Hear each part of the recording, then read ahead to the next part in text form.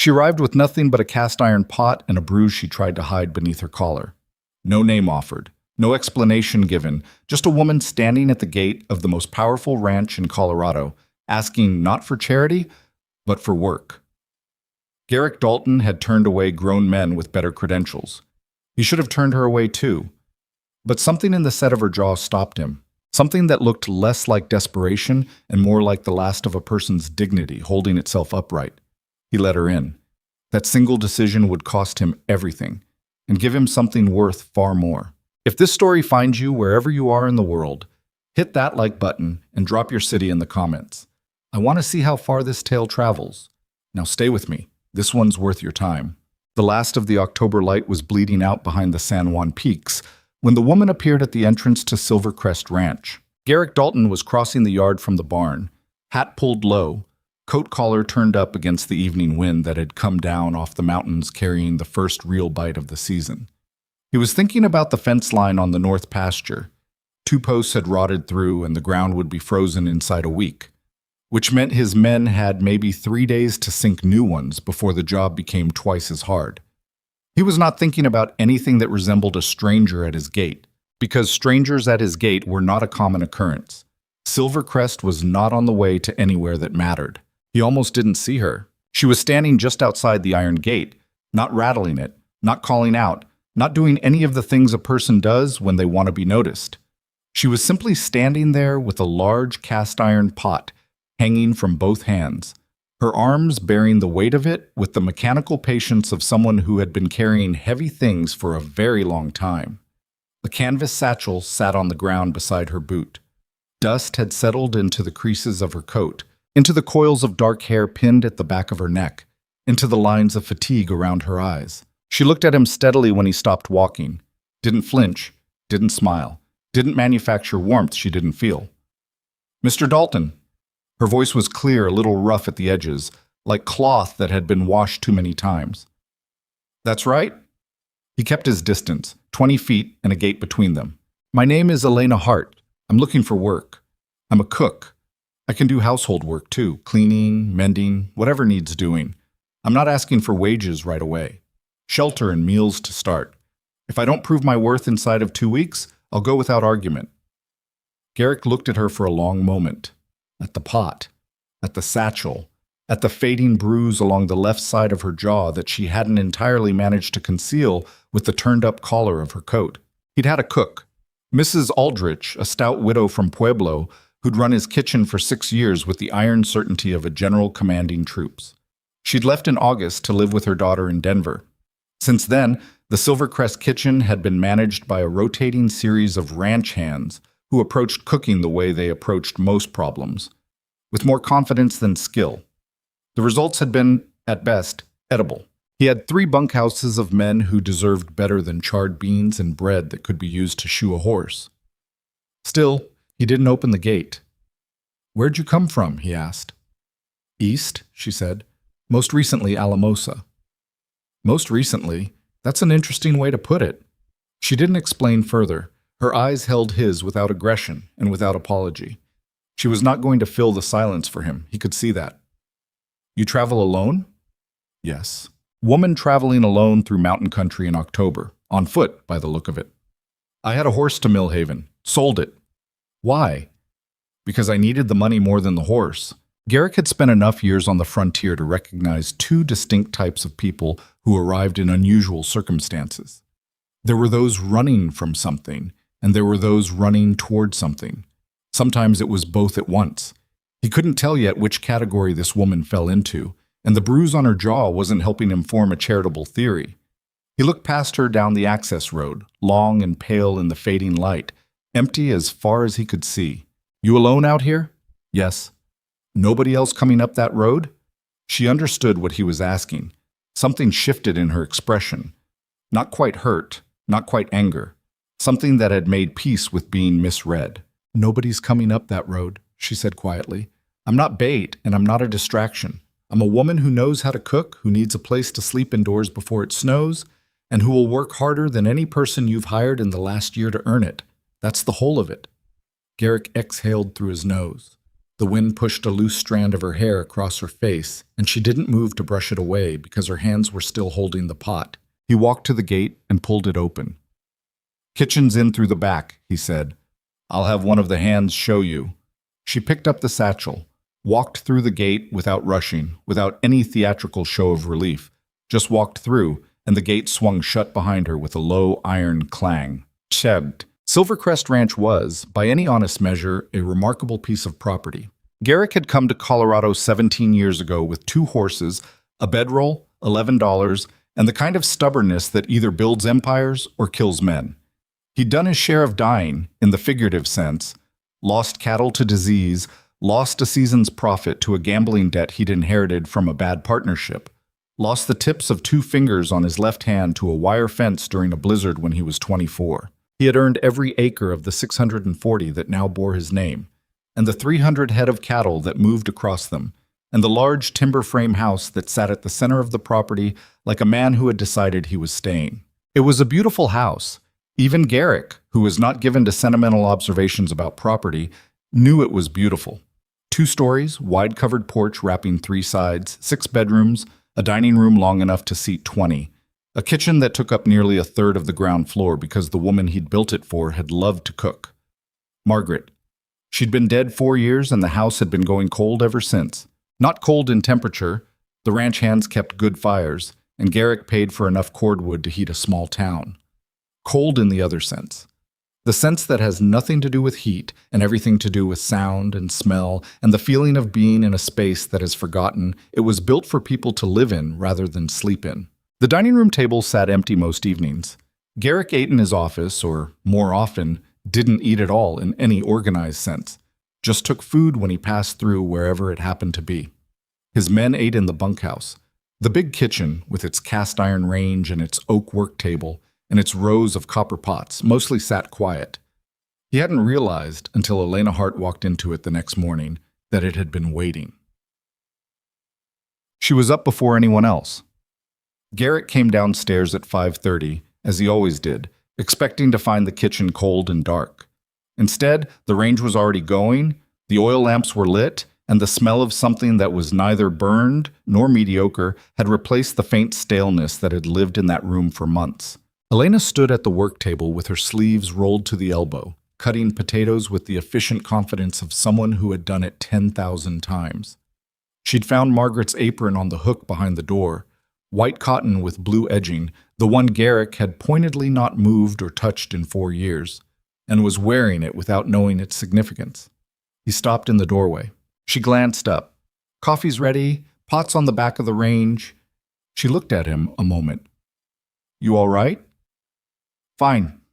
He crossed to the range and poured himself a cup. The coffee was strong and good. "You find everything you needed?" "Mostly. You're low on salt pork and your flour's got weevils in the bottom of the barrel. I set that aside. Use the top portion. I'll have someone ride to Millhaven." "Tomorrow would be fine. I can work with what's here today." She picked up another potato. "How many men are you feeding?" 11, including me." She nodded, filed that information away, kept cutting. Garrick stood there a moment longer than he intended, drinking his coffee and watching her work. She moved without wasted motion. Nothing showy about it, just a person who knew what they were doing and did it. He went to his office. By 6:30, his men were filing into the kitchen, and then, because there was nowhere else to sit, into the dining room, drawn by smells that had no business coming from a ranch kitchen. Eggs scrambled properly, not to rubber, salt pork fried with onion, biscuits that had actually risen, a pot of gravy that did not contain any identifiable mistakes. Holt, his foreman, a weathered man of 52 who had been at Silver Crest for 9 years, and who expressed his opinion sparingly but precisely, stuck his head into Garrick's office doorway with a look on his face that Garrick hadn't seen in some time. "New cook?" Holt said. "Temporarily." Holt looked at him. "Biscuits are good." "So I'm told. Real good." "Go eat, Holt." He went.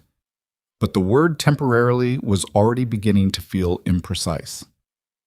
The first week passed the way good work weeks do, in a blur of usefulness. Elena didn't merely cook.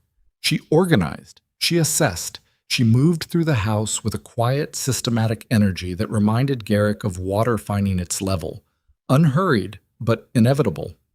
Within 3 days, she had identified every room, inventoried every pantry shelf, determined what was needed and what was wasted, and what had simply been put in the wrong place for so long that everyone had forgotten there was a right one. She didn't ask for authority over anything. She just did things. And because the things she did resulted in demonstrable improvements, nobody questioned her. The hands warmed to her faster than Garrick expected. Not because she was warm herself in any obvious way. She wasn't particularly, not at first. She was polite, efficient, occasionally funny in a dry, understated way that required you to be paying attention to catch it. But she learned their names immediately, remembered what each of them preferred at meals, and did not treat them as an inconvenience to be managed.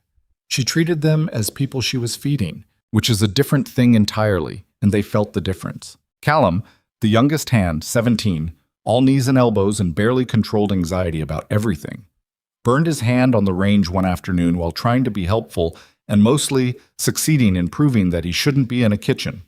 Elena cleaned and wrapped the burn without making the boy feel stupid, and sent him back to work with a wedge of apple cake she'd made from a basket of fruit going soft in the cellar.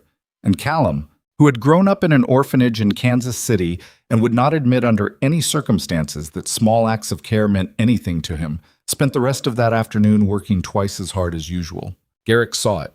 He saw most things.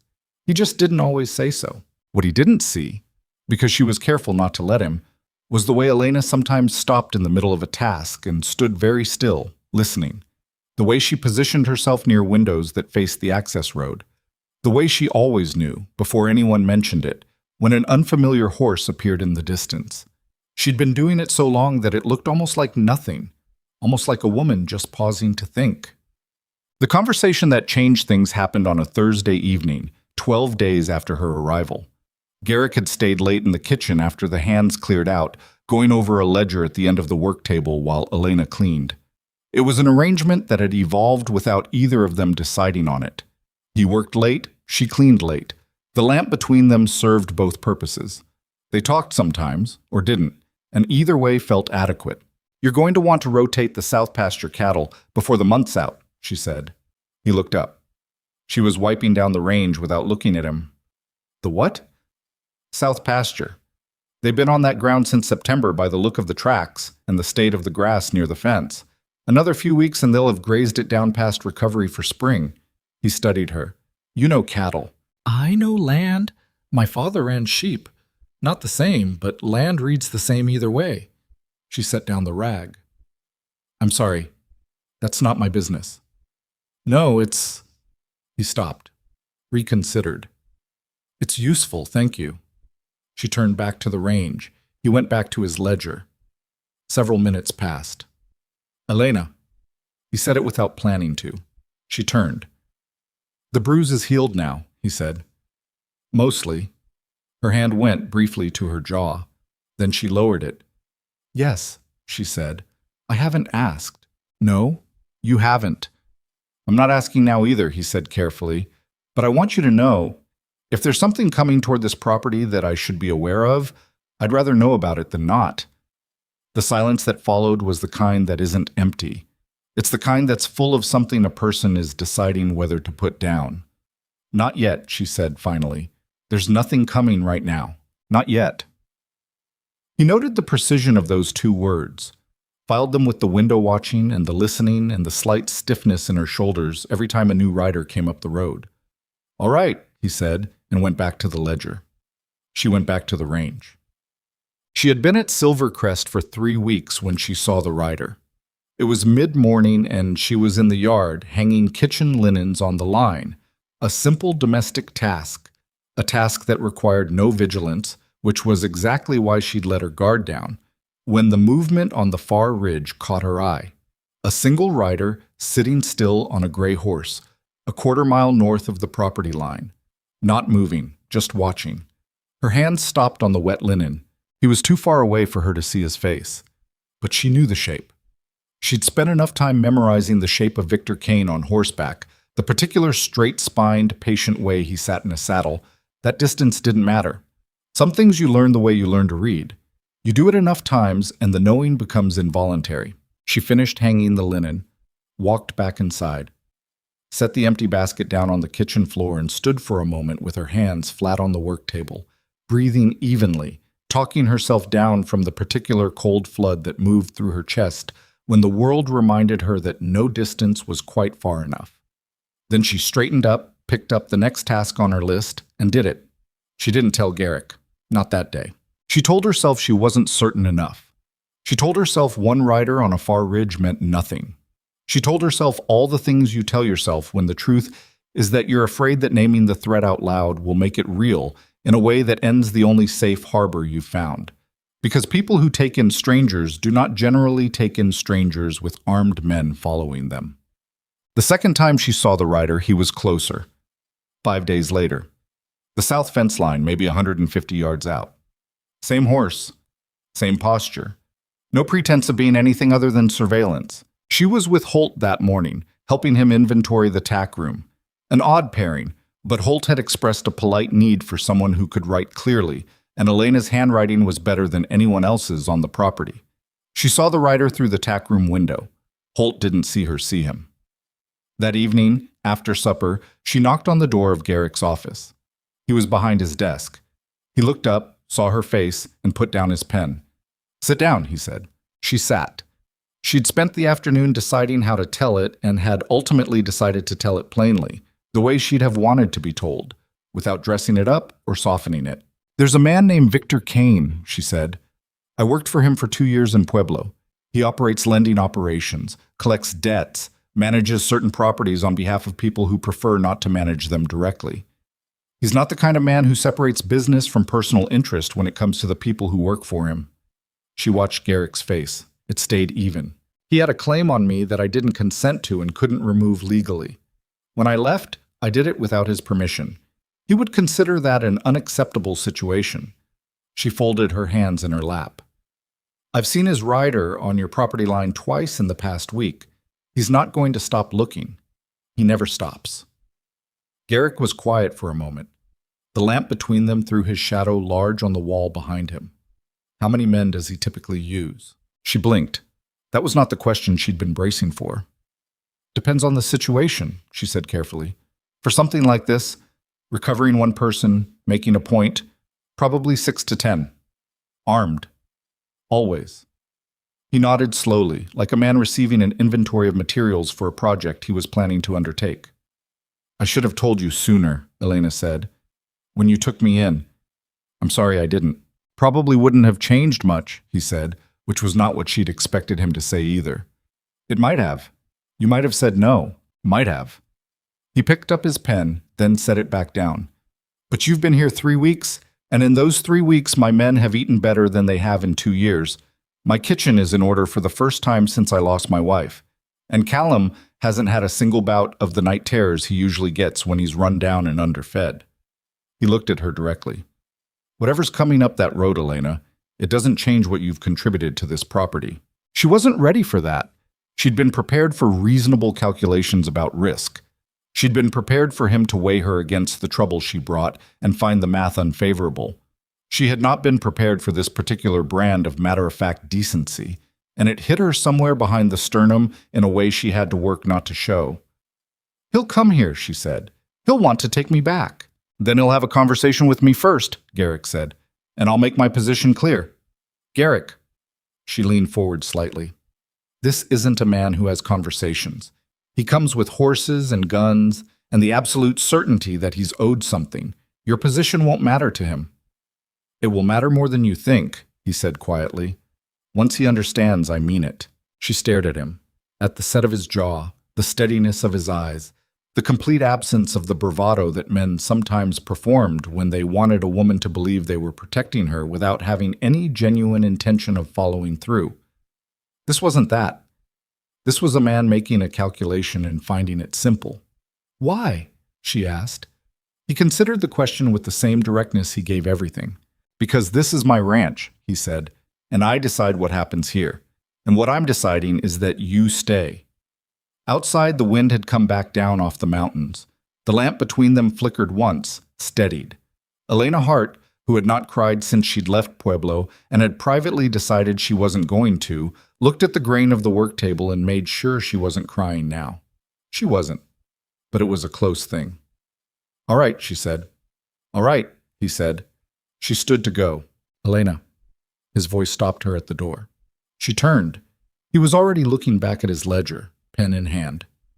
"Lock your door tonight," he said. "Not because you need to. Just until I get a better sense of their pattern."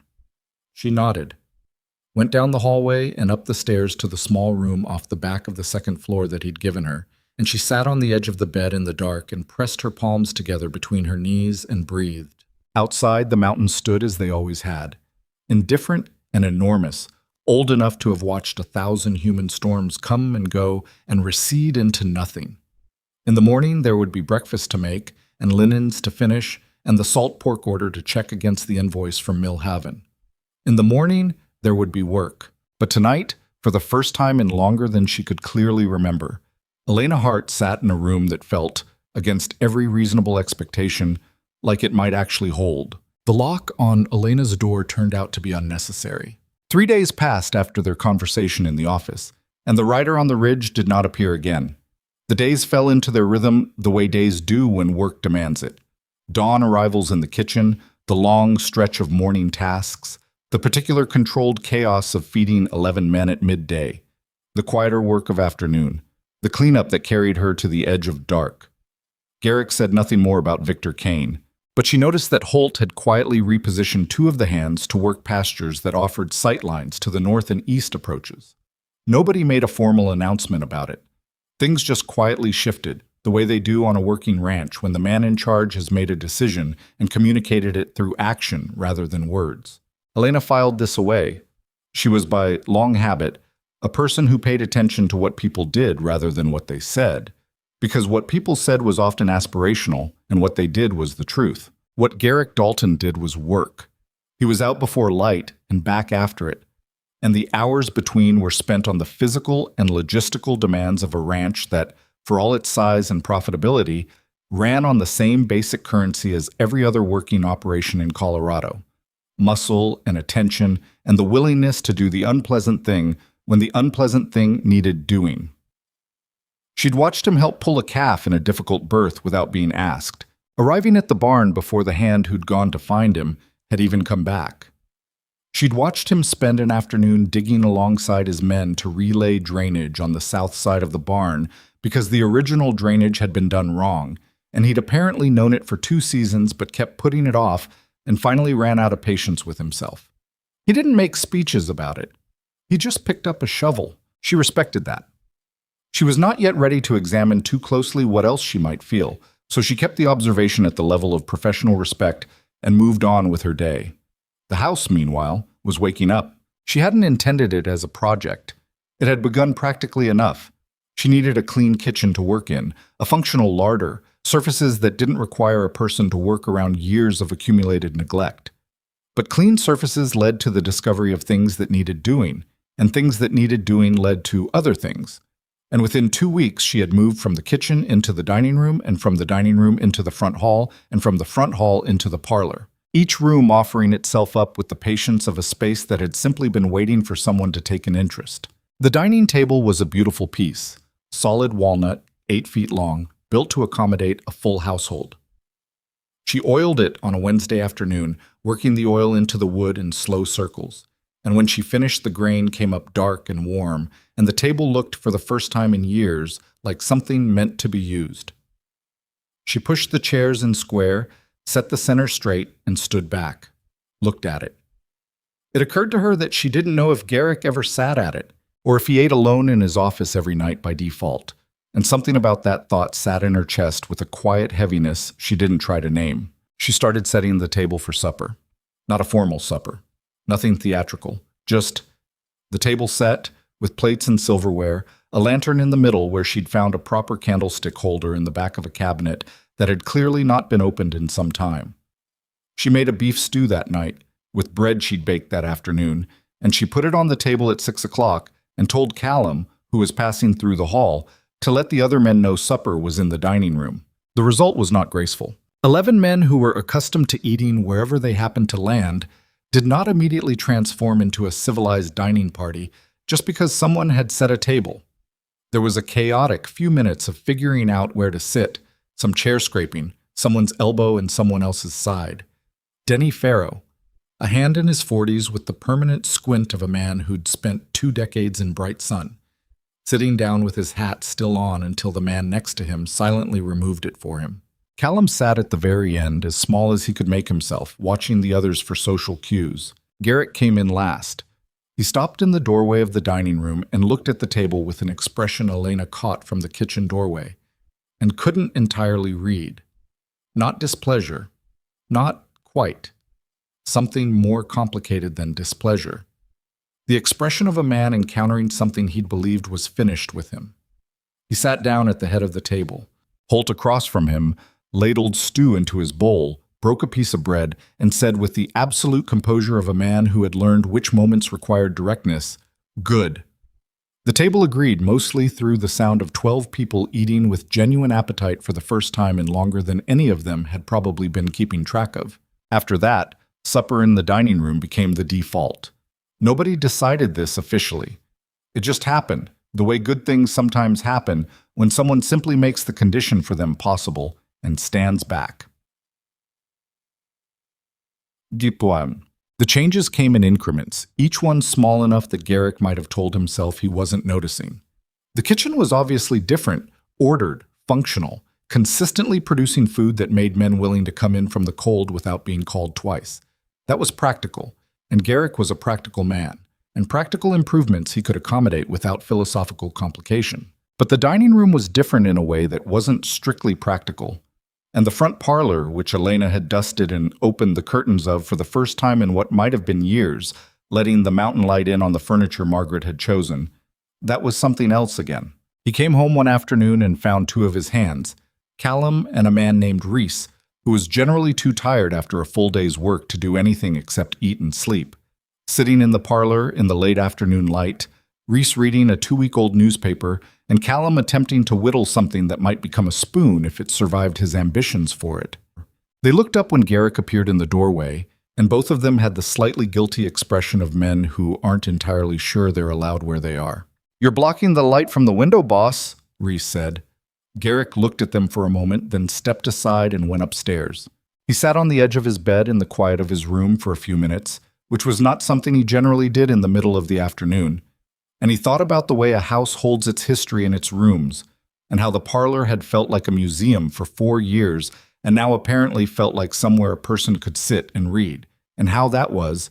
He searched for the right word and didn't immediately find it, and ended up settling for the inexact truth that it was something he hadn't been ready for and now had to figure out how to be ready for. He went back downstairs and did his work.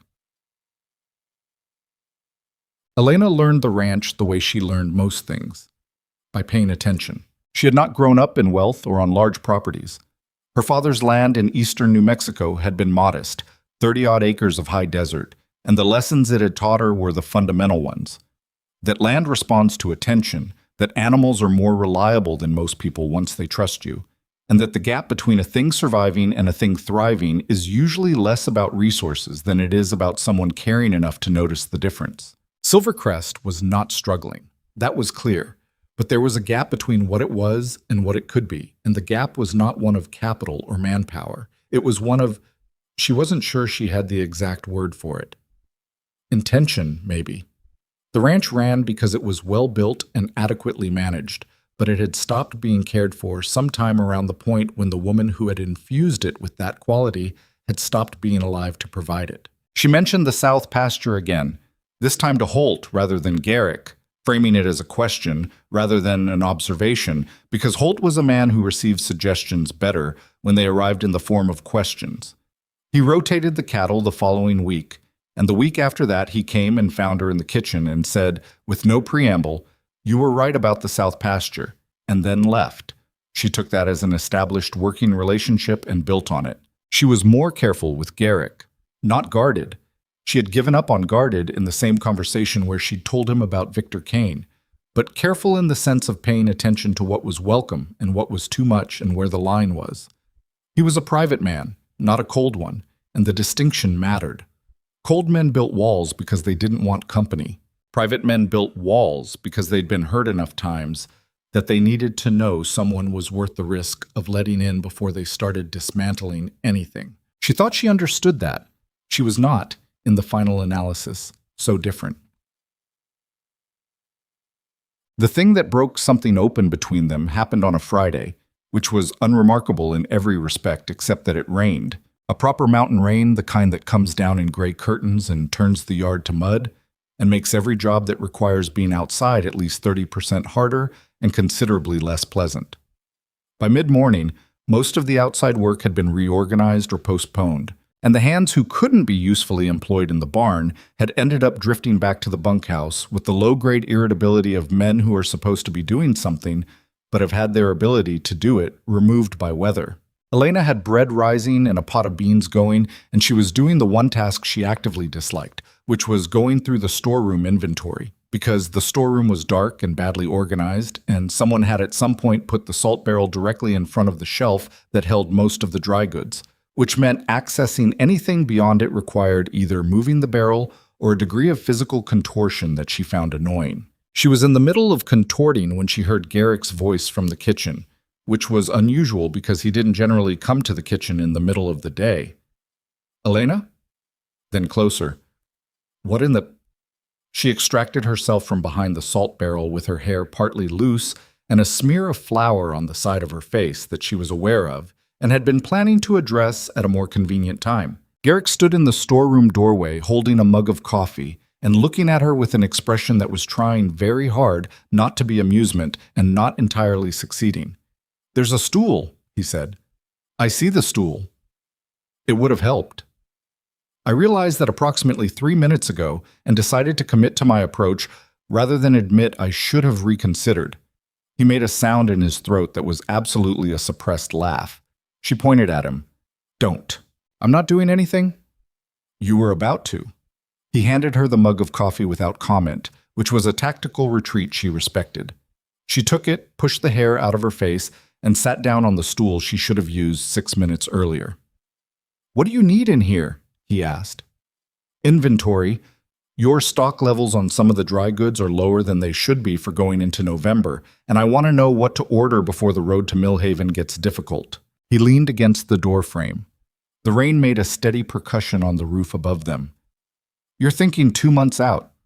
"I'm thinking 3 months out. Mountain winters are long." "They are." He looked around the storeroom with the mild dissatisfaction of a man acknowledging a job he'd been intending to do better. "My wife used to manage all of this. After she died, I just let the cook handle it on her own. Mrs. Aldrich never complained, but I don't think the system was—" He stopped, started again. "The system wasn't a system. It was mostly hoping." "That explains the weevils," Elena said. He looked at her. "In the flour barrel," she reminded him. "First morning." "Right." A pause. "Yes, that explains the weevils." They were quiet for a moment, and it was a different kind of quiet than most of the quiet between them, which was functional and comfortable but bounded. This one had some give in it. "What was her name?" Elena asked. She asked it simply, without careful construction, because she thought the careful construction would make it worse. "Margaret." He said it the way you say a name that still costs something. "She'd been here since the 2nd year, helped me build this place, in every sense. She knew what a home was supposed to feel like, and she made it that way. When she died, I didn't know how to do it without her, so I mostly just kept the operation running and let the house go." "The house didn't go," Elena said, meaning it. "It waited." He looked at her. She hadn't planned the words with any particular intention, but she saw them land in a way that made her regret saying them slightly, and not saying them not at all, because they were true, and sometimes the true thing lands harder than you intend. "Maybe," he said. He pushed off the doorframe. "Finish the inventory. Give me a list of what you need." "I will." He went back to the kitchen and then out, and Elena sat on the stool with both hands around the coffee mug and listened to the rain and thought about the word waited and what it cost a person to do it, and whether any particular outcome was worth the duration. But the domestic peace lasted another week before it started to fray. It began with Holt. Holt was not a dramatic man. He didn't come to Garrick with problems until the problems had reached a size that made the coming unavoidable, and he preferred to solve things quietly if solving them quietly was an option. So when he appeared in Garrick's office on a Sunday morning without being summoned, Garrick understood before Holt said a word that whatever was coming was not going to be small. "The rider's back," Holt said, "but it's not just one now." Garrick set his pen down. "How many?" "3. East Ridge this time. Been there since before dawn. They want to be seen." "That'd be my read." Garrick stood and went to the window. The East Ridge was visible from his office on clear days, a dark line of rock and pine above the upper pasture. Today the cloud cover was low enough to gray out the details. "They're not coming in," Garrick said. "Not yet. They're establishing that they found the location. Warning shot in the form of visibility." "Probably," Holt said. "What do you want to do?" Garrick thought for a moment. "Don't send anyone up to challenge them. I don't want this turned into something it doesn't need to be turned into. But double the watch on the north and south approaches. If someone starts moving toward the property, I want to know before they're halfway here." Holt nodded. "And send Callum to find Elena. Tell her to come to the office." Holt went. Elena came to the office 10 minutes later with her sleeves still rolled and her hands clean from the bread she'd been making. She stood across the desk from Garrick and listened while he told her about the 3 riders without editorializing or softening the information. When he finished, she was quiet for a moment. "He's not going to wait much longer," she said. "Victor doesn't use patience. He uses patience to set up the moment when he stops using it." "I know that kind of man," Garrick said. "Then you know he's not going to ride up the road and knock on the door." "No. He's going to ride up the road with enough men to make knocking unnecessary." He looked at her steadily. "Tell me about him. Not who he is generally. I understand the type. Tell me how he operates, how he moves, how he thinks, what he wants to come out of this." She sat down in the chair across from him without being asked, which he noted as a shift in the implicit geography of the room, and she told him. She told him about Victor Kane methodically and without emotion, the way you describe a dangerous stretch of road, not to make it frightening but to make it possible to navigate. She told him about the way he used visible force as a first step to make the eventual confrontation feel inevitable, about the riders he kept who were loyal to money rather than principle and who would not take risks they weren't well compensated to take, about the fact that he was calculating rather than impulsive, which meant he could be reasoned with in a limited sense, but only if the reasons were ones he respected. And the only reasons he respected were those backed by a credible threat to his interests. "He thinks he owns me," she said at the end of it. Not in any formal sense he could take to a courthouse, but in the way that certain men believe that a woman who has been in their orbit long enough has become their property by habit. He's coming to take back what he considers his. "And what do you consider yours?" Garrick asked. She looked at him. The question was simple and very direct and required a simple, direct answer. "My life," she said. "My choices. Whatever future I can build with the time I have." "Then that's what we're protecting," he said, and said it in the same tone he'd have used to describe rotating cattle to the south pasture. Pragmatic, certain, without drama. She should have been used to it by now. She wasn't. Garrick called his men together the following morning. Not a speech, not a declaration. He gathered them in the barn out of the weather and told them what was coming with the same bluntness he applied to everything else. "There are men watching this property," he said. "They work for a man named Victor Kane, who has a dispute with a member of this household. They're going to come here eventually, probably in numbers and probably without a polite approach. I want to be clear about where I stand. Elena Hart is under my protection, and Silver Crest Ranch will defend that position. If any man here isn't comfortable with what that means, you can draw your wages today and I'll have Holt cut you a fair departure bonus. No argument from me." He looked around the barn. Nobody moved. Reese picked at a spot on his boot. Denny Farrow squinted at nothing in particular, which was his ordinary face.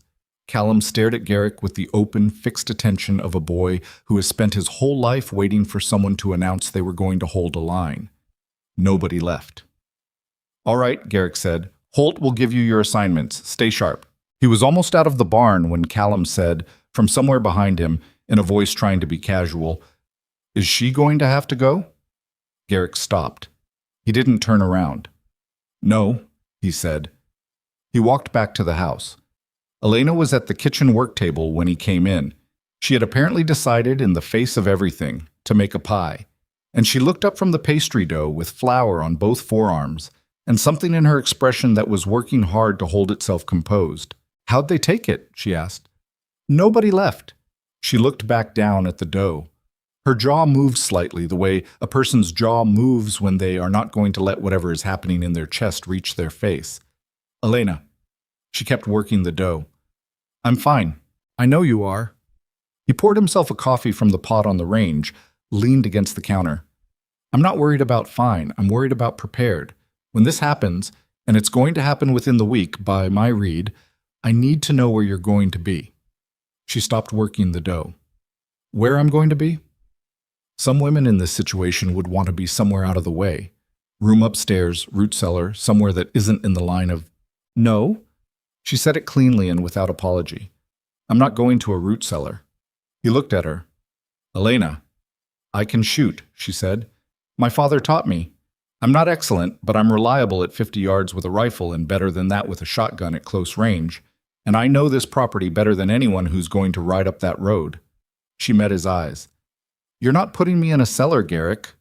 He was quiet for a moment. "You're going to make this difficult," he said. "I was already difficult before you opened the gate," she said. "You just didn't know it yet." He couldn't argue that point with any integrity. He thought about Margaret, who had also been difficult in the precise way he meant.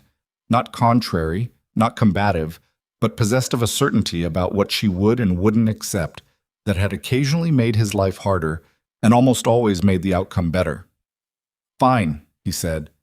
"Talk to Holt. He'll tell you what he needs covered." She nodded and went back to the dough. Garrick stood there a moment longer than he needed to, coffee in hand, watching her hands work the pastry. "When this is over," he said, "you're going to have to tell me what that pie is for." "Morale," she said, without looking up. "Holt doesn't like pie." "Callum loves it," she said. "Callum is 17 and terrified and trying very hard not to show it, and the least I can do is make sure there's something in this house worth coming back inside for." Garrick stood there another moment, said nothing, and went back to work. The pie was apple and brown sugar, and she set it on the kitchen windowsill to cool that afternoon, where it could be smelled from the yard. Callum walked past the window 4 times in the hour before supper, each time with the transparent indirection of someone who is absolutely not watching where he's going. It didn't fix anything.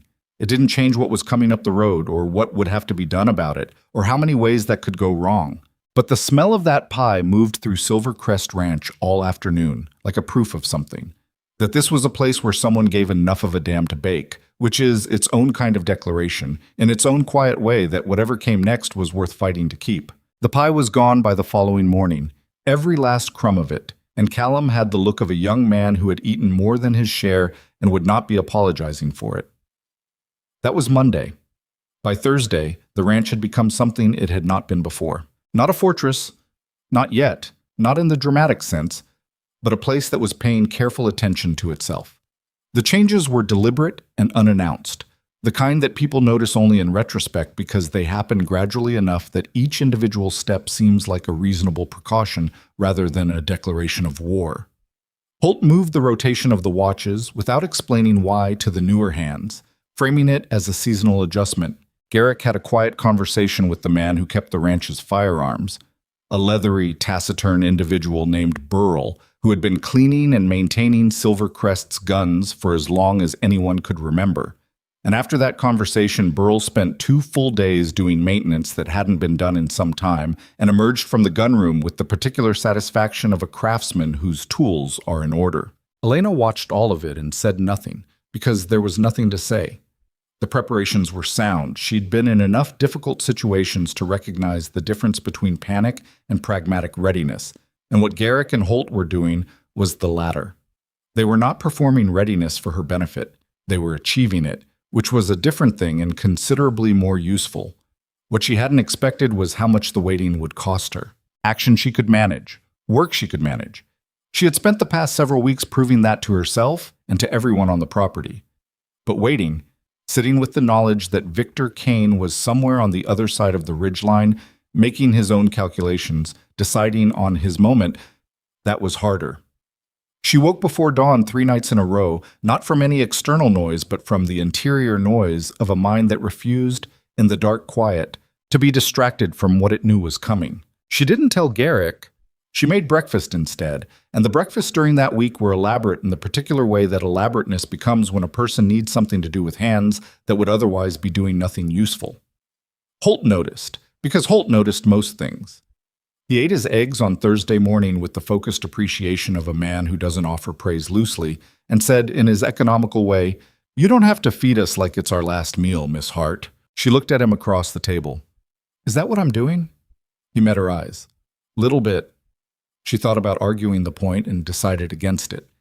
"The potatoes are going to go soft if I don't use them." "Sure," he said, and ate another forkful, and didn't push further, which was one of the things she appreciated most about Holt. He made his point and then trusted you to do something with it. She made plainer breakfasts after that. Her hands needed something else to do with themselves, so she put them to work on a systematic assessment of every entry point to the main house, which she conducted by walking the perimeter twice and writing notes in the small leather-covered journal she kept in her apron pocket. She brought the notes to Garrick that evening and put them on his desk without comment. He looked at the list, looked at her, looked back at the list. "The cellar access from the north side," he said. "It opens outward. The lock is on the inside. Anyone who knows it's there could break through in under 2 minutes with a pry bar, and the latch that's supposed to secure it from outside has been rusted open since before I arrived." She sat down across from him. "That needs to be addressed before anything else." He was quiet for a moment. There was something in his expression that she'd begun to recognize. Not discomfort exactly, but the look of a man recalibrating an expectation. "You walked the whole perimeter," he said. "Twice." "When?" "This afternoon, while you were at the north fence with Reese." Another pause. "You should have told me what you were doing." "I'm telling you now." "Elena." He said her name with a particular weight, not anger, something more like the controlled exasperation of a man who has decided to be responsible for someone's safety and is finding that person unwilling to stay still enough to be safely responsible for. "If something had happened while you were out there alone, I had the shotgun," she said. "The one from the kitchen. Holt showed me where you keep it." He stared at her. "You're going to tell me you're aggravated," she said. "Go ahead." "I'm aggravated," he said. "I know. I'd have done it anyway." She tapped the list on his desk. "But the cellar latch is the real problem. Whatever else needs doing can wait a day. That can't." He picked up the list, read it through to the end. She watched him process it, not the mechanical information on the page, which was straightforward, but the fact of the page itself, the reality of what it meant that she'd made it. "I'll have Burl look at the latch first thing tomorrow," he said. "Tonight would be better." A longer pause this time. He set the list down, leaned back in his chair, and looked at the ceiling for a moment the way a man does when he is deciding how much to say. "You think it's tomorrow?" he said. Not a question. She had been thinking about whether to say this since she'd come in from the perimeter walk. She'd been turning it over, testing it, trying to determine if it was knowledge or anxiety performing as knowledge. But she'd learned, over years of living in dangerous proximity to Victor Kane's orbit, to trust the distinction. 3 riders on Monday, she said. 2 today. That's not escalation, that's reduction. He's pulling people back from observation because observation is finished. She looked at Garrick steadily. He knows what he needs to know. He's done watching. Garrick held her gaze for a long moment. Then he stood up, took his jacket from the back of the chair and said, "I'll get Burl myself." Burl had the cellar latch repaired and reinforced by 9 that evening. Garrick walked the perimeter himself after it was done, lantern in hand, checking each point Elena had identified on her list. Some he found acceptable. Others he addressed immediately with the practical efficiency of a man who does not need to be told twice when told correctly. He had a second bar installed across the inside of the barn doors and moved 2 of the heavier supply wagons to create a natural barrier along the approach to the house from the east, not enough to stop a determined advance, but enough to slow one and change its shape. He didn't sleep much that night. He lay on top of the covers in his clothes and listened to the house and the wind and the particular quality of silence that a Colorado night has when the animals are settled and there is nothing moving that you can hear. He was thinking about Margaret, not painfully, the way he sometimes did, that grinding, useless grief that went nowhere and produced nothing. He was thinking about her the way he hadn't allowed himself to in some time, which was clearly her face in the kitchen. The particular way she'd organized this house that made it feel like a place people lived rather than a place people endured. The 10 years they'd had, which were imperfect in the way that good decades are, full of arguments and dry seasons and the accumulated weight of shared difficulty, but which had added up to something he'd understood was irreplaceable only once it was gone. He thought about a woman who had arrived with a cast-iron pot and a bruise she was managing and the set of a jaw that said she'd already decided she wasn't going to be a victim of anything if she could help it, who had walked the perimeter of his property with a shotgun and made notes in a small leather journal and brought those notes to his desk with the directness of someone who had decided, without announcement, that this place was worth protecting. He put that thought somewhere careful and went back to listening to the night. Coach, the attack came the following morning, just as the sky was going gray. Not a surprise, in the sense that they'd been expecting it. And absolutely a surprise, in the sense that no amount of expecting something genuinely prepares you for the moment it begins. The mind knows what the ears don't, until the ears catch up, and in between those two moments there is a brief and terrifying interval of adaptation. It was Reese who sounded the alarm from the northwest watch position. His shout cut across the pre-dawn dark, and before it had fully registered, Garrick was already moving, off the bed into the window in one motion, and from the window he could see in the early gray light the shapes coming down the access road. Not quietly, not pretending. They came in the open, 8 riders across the front approach, riding hard, and the sound of them reached the house a half-second after the sight. More movement on the east. He couldn't see those from the window, but he could hear the shout from Denny Farrow in that direction, which told him they'd split. Smart. Divide the defense, test multiple points simultaneously. He had his rifle in hand and was out the bedroom door before Burl's voice came from the foot of the stairs. "They're coming, boss. Both sides." "I know. Get to the barn. Cover the east approach from the hayloft. Better angle." He was already at the landing. "Where's Holt?" "Already outside, north position." "Callum?" "With Holt." Garrick took the stairs 2 at a time. In the kitchen doorway, Elena was standing with the shotgun in both hands and a look on her face that was not calm. Let nobody pretend it was calm. But it was controlled, which is a different thing and the only thing that actually matters. "East or west?" she said. "Kitchen covers the east approach from the side window. Stay in the kitchen." He met her eyes. "Elena, kitchen." "I heard you. That's not the same as agreeing." "Go," she said. "I'm fine." He went. But the first shots came from outside before Garrick reached the front door. Reese had fired from the northwest position, a warning shot, deliberately high, the way they'd agreed. One warning, clear and unmistakable, before anything that was meant to hit. The answering fire from the riders was not a warning shot.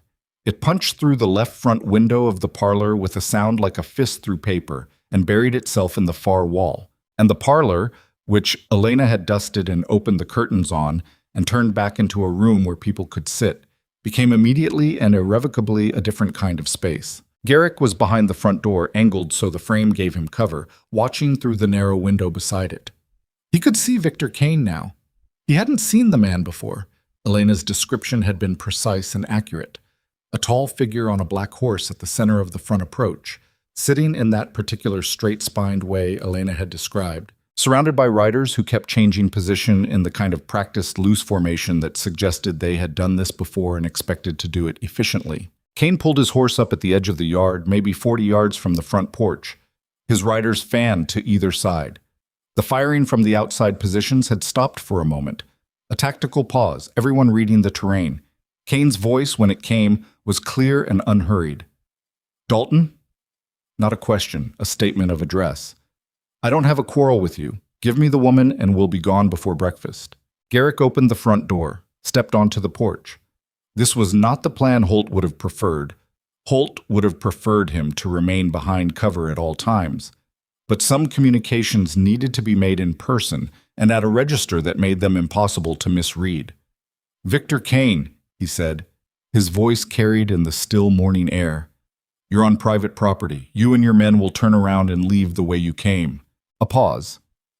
Kane appeared to find this response mildly interesting in the way that a man finds things interesting when he is certain they will not complicate his afternoon. "I have a legitimate claim on that woman," Kane said. "She left under circumstances that constitute—" "I don't care," Garrick said. A shorter pause this time. "Excuse me? Whatever claim you think you have, I don't care about it. Elena Hart is a free woman on my property under my protection. There is no claim, legal or otherwise, that I'm going to honor that changes that. You want to test that position? We can do it right now. But I'll tell you plainly. I have 7 men on this property who know this land better than anyone you've brought, and every entrance you're thinking about using has been prepared for the possibility of exactly this conversation." He looked at Kane steadily across the distance. "Go home." The moment that followed was the kind that feels longer than it is. Kane sat on his horse and looked at Garrick with the evaluating expression of a man doing arithmetic. Then he said something quietly to the rider beside him, too low to carry. The rider lifted his rifle. The shot came from the east side of the property, not the front, one of Kane's men testing the barn approach, and the answering fire from the hayloft was Burl, who had been a soldier before he'd been a ranch hand and who did not miss at the distances involved. The shot from the hayloft didn't hit anyone. It hit the ground close enough to the easternmost rider that his horse shied violently, and the man spent the next several seconds managing the animal instead of his firearm, and the rhythm of the assault on that side broke apart. Kane's eyes moved to the barn, then back to Garrick. "You prepared this," he said.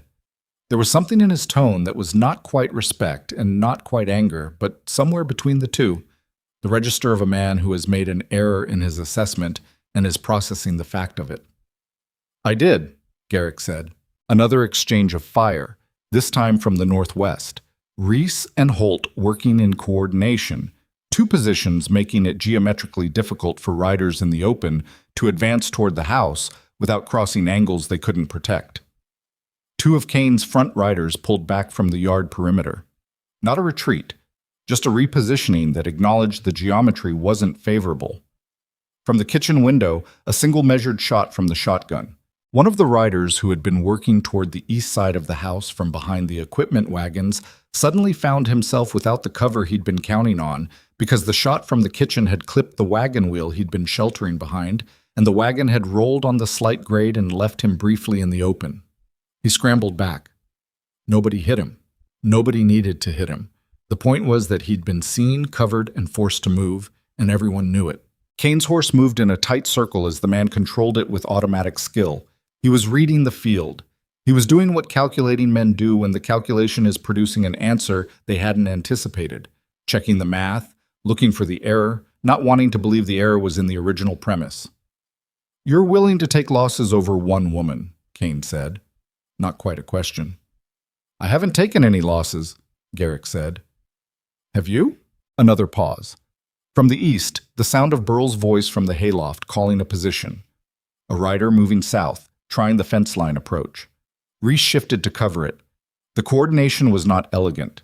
It was the coordination of men who knew their property and had agreed on assignments and were executing them with the imperfect but functional competence of people who have prepared adequately for something they'd hoped wouldn't happen. Kane looked at the house, at the barn, at the positions he could identify and the ones he couldn't. He looked at Garrick on the porch with the rifle in his hands and the expression of a man who has decided exactly how far he's willing to go and has reached the limit without having gotten what he came for. "This isn't finished," Kane said. "It is for today," Garrick said. "And every day after today it'll be equally finished. I want that to be very clear to you." Kane turned his horse. One by one, with the sullen, graceless movement of men acknowledging a situation rather than accepting a defeat, because there's a distinction, and men like Kane's riders lived inside it. The group pulled back from the yard. They went the way they'd come, up the access road, the sound of hooves fading in the morning quiet. Garrick stood on the porch until the last of them had cleared the gate. Then he sat down on the porch steps and put his elbows on his knees and let out a long, slow breath that had been waiting some time to be released. The damage inventory conducted by Holt with his characteristic thoroughness was 1 parlor window destroyed, 1 exterior wall of the barn, with 2 bullet holes that Burl was already patching with the philosophical acceptance of a man for whom bullet holes in barn walls were not an entirely unfamiliar problem. A section of the east fence knocked down when one of Kane's horses had hit it during the repositioning, and a barrel of feed grain that had taken a stray shot and was, per Holt's assessment, still usable if they got to it before the wildlife did. No men hurt. No horses lost. "We were lucky," Holt said to Garrick afterward, and he meant it genuinely, with no diminishment of the preparation. He was acknowledging the variable they hadn't controlled, not disputing the ones they had. "We were prepared," Garrick said. "Luck found it easier to cooperate." Holt's expression suggested he found this distinction philosophically acceptable. Elena came out of the kitchen when it was clear the immediate situation had resolved. She still had the shotgun, broken open and safe now, resting in the crook of her arm. She walked to the east side of the house and looked at the section of fence that was down, and at the wagon that had rolled, and at the ground where the maneuvering had chewed up the yard, and her face was doing the same thing it had done the morning after she'd arrived, calm on the surface, with something working underneath that was real and considerable. Garrick came around the corner of the house and found her there. "You're all right," he said. Not a question. "I'm fine." She looked at the fence. "The fence isn't. We'll fix the fence. I know you will." She was quiet for a moment. "He said this isn't finished." "I heard him. He meant it. Victor Kane doesn't say things he doesn't mean. He calculates, and he waits, and when he's ready, he tries again." Garrick looked at her. "Then we'll be ready again." She turned to face him. The morning light was up now, full and pale, the kind of Colorado morning that comes after cold nights and has a clean quality to it as though the air has been washed. She looked at him in that light with an expression he hadn't seen before. Not the controlled competence she showed in the kitchen, not the careful alertness she wore during the preparation, not even the directness she used in his office. Something underneath all of those things, which had been there all along and which the events of the morning had stripped the surface off of. "You could have let him take me," she said.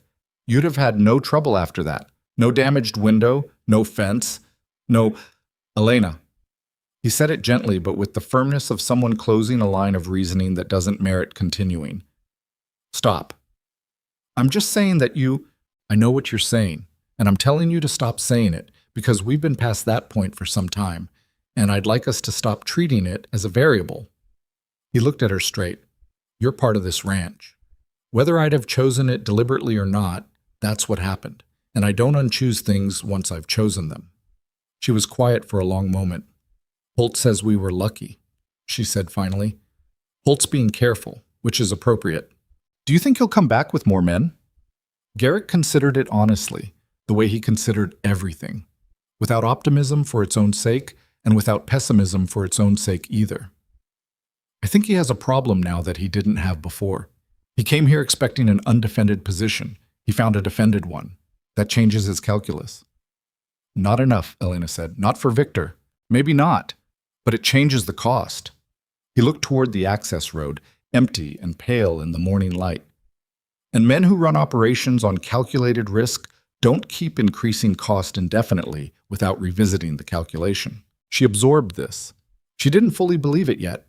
She knew Victor Kane in ways Garrick didn't, and the knowing made her more cautious about the optimism.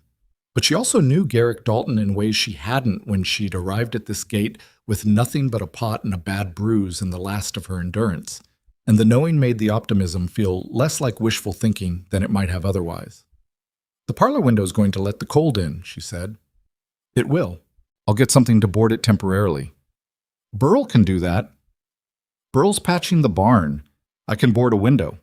She shifted the shotgun in her arm, settled it more comfortably. "And then I'm going to make breakfast because nobody's eaten and it's past 8 o'clock and that's a problem I can actually fix right now." She walked back toward the house. He watched her go, taking note of the set of her shoulders, which were straight, and the pace of her walk, which was deliberate, and the way she stopped at the kitchen door and looked back at him once before going in. He stayed where he was for another minute. The fence was down. The window was broken. Kane was somewhere beyond the ridge, recalculating. None of that had changed. But Silver Crest Ranch was still standing. Its people were uninjured and at their posts. And from the kitchen came the first sounds of someone laying a fire in the range and filling the coffee pot and beginning, with the systematic competence of a person who knows what work is for, to put food on the table. Garrick picked up a fence post from the pile near the east barn wall and carried it to where the line had come down. Some things you just fixed. That was the only philosophy that had ever served him, and the morning hadn't given him any reason to revise it. The afternoon brought a visitor none of them had expected. He came alone, which was the first thing, and he came openly up the access road in the middle of the day, which was the second. And both of these facts were sufficient to make him either extremely confident or extremely foolish.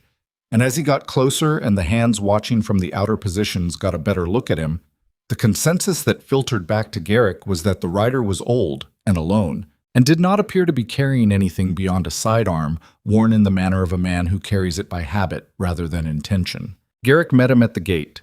The man who pulled his horse up on the other side was somewhere in his late 60s, lean and weathered in the manner of the mountains, with a deputy's badge on his coat that had not been polished in some time, but was unmistakably genuine. Marshal Everett Kane, the man said. Not the same name as Victor, not related, a coincidence that Garrick noted and filed without comment. Out of Harlow County, I've been following a man named Victor Kane and his associates. Had reports of armed riders in this territory and a property dispute that appeared to be heading toward violence. He looked at the fence post Garrick was holding, then at the boarded parlor window visible from the gate. Appears I was a day late. About 6 hours, Garrick said. The marshal dismounted with the careful movement of a man whose joints had earned their complaints over a long career. I'd appreciate a conversation, he said, if you've got time. Garrick opened the gate. He brought the marshal to the dining room rather than the office, for reasons he couldn't have fully articulated, but which had something to do with the nature of the conversation he anticipated. Elena brought coffee without being asked, set it on the table, and was pulling back to leave when Marshal Kane said, "If you're Elena Hart, I'd prefer you stayed. I've got questions for you too." She sat down across from him with the expression of someone who has spent a long time being wary of official authority and is not yet certain which category this particular representative of it falls into. The marshal was direct. He told them he had been building a case against Victor Kane for 18 months, that Kane's operations extended across 3 counties, and had left a trail of people who had suffered under his methods but were too frightened or too isolated to bring formal testimony. That what he needed, more than anything else, was people willing to speak on the record about what they had experienced and willing to stand behind it. Kane is a careful man, Caney said. He doesn't leave official records. He operates in the gaps. The only way to close those gaps is with testimony from people who've seen the inside of his operation. He looked at Elena. You worked for him 2 years. You left because of something specific, I expect. I'd like to know what you know. Elena looked at him for a long moment. Then she looked at Garrick. He didn't tell her what to do. He held her gaze and let her read whatever she needed to read from it, and what was there was simple enough. He'd back whatever she decided. She turned back to the marshal. I'll need to know, she said carefully, what protection exists for people who provide that testimony. Because Kane has already shown he's willing to come here with 8 armed men to recover 1 woman who left his employment. If I speak on record and it comes to nothing legally, the position I'm in becomes considerably worse. That's a fair concern, Kane said. And I won't pretend the answer is simple. What I can tell you is that what happened this morning, armed men on private property, shots fired, property destroyed, that's not a small matter, and it gives me considerably more to work with than I had yesterday. He looked at Garrick. I'll need your account too. Your men's accounts. Everything that happened from the first appearance of his riders to the moment they left this property this morning. You'll have it, Garrick said. The marshal nodded. He held his coffee mug in both hands and looked at the table, and for a moment he dropped the official register and was just an old man who was tired in the specific way of someone who has been doing a hard thing for a long time. I'm not going to promise you it's fast, he said quietly. The law moves at its own pace, and Kane has resources that make it move slower than I'd like. But I'll tell you this. What happened on this property this morning, that was a mistake on his part. Men like Kane survive by staying invisible. He came out in the open. He used force in front of witnesses on a property whose owner has standing in this community. He looked up. That's not nothing. That's the beginning of the end of him, if we build on it correctly. Son. Elena looked at the marshal for a long moment. All right, she said. Tell me what you need. She told him everything. It took the better part of 2 hours, and it was not a clean or comfortable accounting. There were things she said in that dining room that she had not said out loud to anyone, ever, because saying them out loud required inhabiting the period of her life that she had worked very hard to get distance from, and distance was not available in the same room as the details. But she told it plainly, without embellishment and without minimization, the way she had decided years ago she would someday tell it if the opportunity arrived, as information presented clearly by someone who had decided not to be ashamed of what had been done to her. Garrick sat at the head of the table and listened. His expression didn't change. He didn't offer commentary or reactions, which was exactly right. This was not the moment for his reactions, and he understood that. But his presence at the table was not nothing either. It was the presence of someone who had already staked a claim that was more eloquent than anything he could have said. When she finished, the marshal had several pages of notes and the careful expression of a man who has just received more than he came for. "I'll ride back to Harlow tonight," he said. "I want to get this on paper while it's fresh." He stood, put on his coat, picked up his hat. At the door he stopped and looked back at Garrick. "You've got a defensible property here, Mr. Dalton. But don't mistake yesterday's outcome for a resolution. Kane is going to think carefully about his next move. He may come again, and if he does, it'll be different." "I expect so," Garrick said. "I'll try to make sure there isn't a next time," the marshal said. "I can't promise the timing." "Understood." The marshal left. They listened to the sound of his horse moving down the access road until the distance swallowed it. The dining room was quiet. On the table between them, the coffee cups sat in the particular stillness of objects that have been present during a significant thing and are now simply waiting to be cleared. Elena's hands were flat on the table. She was looking at the grain of the walnut. The same table she'd oiled 3 weeks ago. The same grain she'd stood back and looked at with something she hadn't yet had a word for. "That was hard," Garrick said. It was not a question and not a comfort exactly. Just an acknowledgement. "Yes," she said. "You did it well." She let out a slow breath. "I don't know if well is the right word." "Honestly, then. You did it honestly." She looked at him. He was watching her with that steady, unhurried attention he gave to things he considered worth attention, and she had long since given up trying to deflect it. "I don't know what comes next," she said. "Neither do I," he said. "But we're both still here, and the house is still standing, and Burl tells me the barn wall looks better with the patch than it did before." He stood, picked up the coffee cups. "That's enough for one day." She almost smiled. It wasn't quite a smile. It was the thing that lives just before a smile, in the moment before a person decides they're allowed one. "The fence post," she said. "You never finished it." "I'll finish it tomorrow." "It'll be cold tomorrow."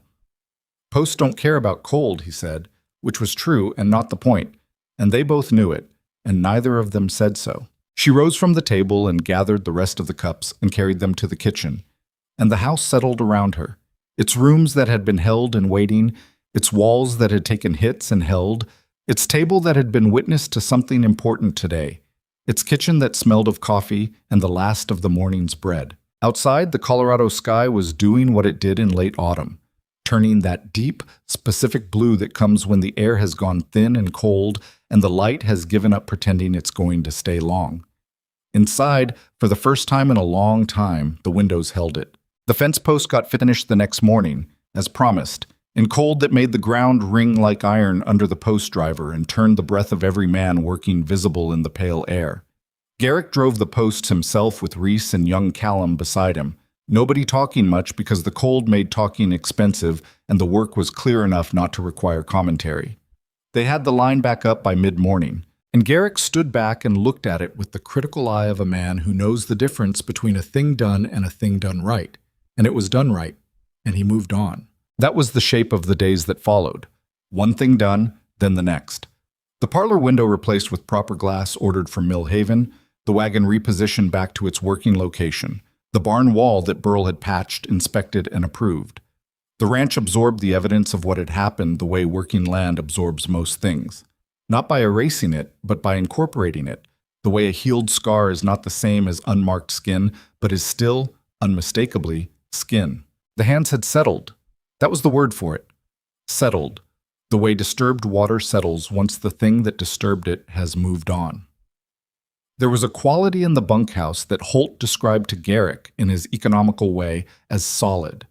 Not comfortable exactly, because they were still watching the approaches and still sleeping with an alertness they hadn't had a month ago. But solid. The kind of solid that comes when people have been tested and found that they held. Callum was different in a way that was visible even to people who weren't watching for it. He stood differently. Not with any kind of swagger. He didn't have that in him and probably never would, but with the particular uprightness of a young person who has discovered, in a situation that gave him no good option except to be adequate, that adequate was something he could be. He'd held his position during the attack without breaking. He hadn't fired his weapon. He'd been in a support role, relaying positions to Holt, but he'd done it correctly and calmly, and Holt had told him so afterward in 3 words that had clearly done more for the boy than a formal speech would have. Elena noticed. She said nothing to Callum about it directly, which was the right instinct. 17-year-old boys who have just discovered their own competence do not generally benefit from having it pointed out to them by adults, because the adult commentary puts the thing at a remove and makes it smaller somehow. Instead, she made sure his plate was full at every meal, which was her language for things she didn't put into words, and Callum received it the way he received most of Elena's attentions, with the slightly overwhelmed gratitude of someone unused to being looked after and not entirely sure what to do with it. The morning after Marshal Kane's visit, Garrick had sent word to 2 neighboring ranch owners, men he'd known for years, men whose properties bordered or sat near his own, telling them plainly what had happened and what was potentially coming. He didn't ask for anything specific. He provided information, the way you warn a neighbor about a weather pattern moving through, and left the decision about what to do with it to each man. Both of them rode out to Silver Crest within 48 hours. The first was a man named Aldous Graves, who ran a mid-sized cattle operation to the south, and who had the rolling gait of someone who'd spent 50 years on horseback and the direct, undecorated manner of a man who regarded social niceties as an inefficiency. He sat in Garrick's dining room and listened to the account of the attack and the marshal's visit and said, when it was finished, "So Kane's operating in the county now." "Has been for some time by the marshal's account," Garrick said. "Good to know." He looked at Garrick with the flat, appraising eye of a man taking stock. "You need anything?" "Not right now. I wanted you to know what was moving through the territory." Graves nodded slowly. "If that changes, you let me know." He stayed for lunch, ate 2 bowls of Elena's soup without comment, and on his way out paused in the kitchen doorway and said to Elena directly, "That's good soup, Miss Hart," with the slightly abrupt sincerity of a man who does not give compliments as a social gesture, but only when he means them. "Thank you," Elena said. He left. The second man, who arrived the following morning, was named James Whitfield, a larger operator than Graves, younger, with a small daughter who'd apparently insisted on accompanying her father because she did not yet have any concept of visits that weren't social occasions. She was 5, maybe 6, with her father's dark eyes and the fixed, unblinking attention of small children observing new environments. She stood in the front hall and looked at the house with the particular solemnity of a child taking something seriously. Garrick, who had not spent significant time around children since he could not remember when, looked at her with an expression of mild uncertainty. The girl looked back with perfect composure. "Are you the man who lives here?" she asked. "I am." "Do you have cats?" "I don't." She considered this with the philosophical acceptance of a person who has encountered disappointing facts before and survived them. "All right," she said, and moved on into the parlor with the easy self-direction of someone who has decided the tour is self-guided. Whitfield shook Garrick's hand with the expression of a man who had long since accepted his daughter as a force that operated on its own schedule. "She's fine," he said. "She won't break anything." They went to the dining room.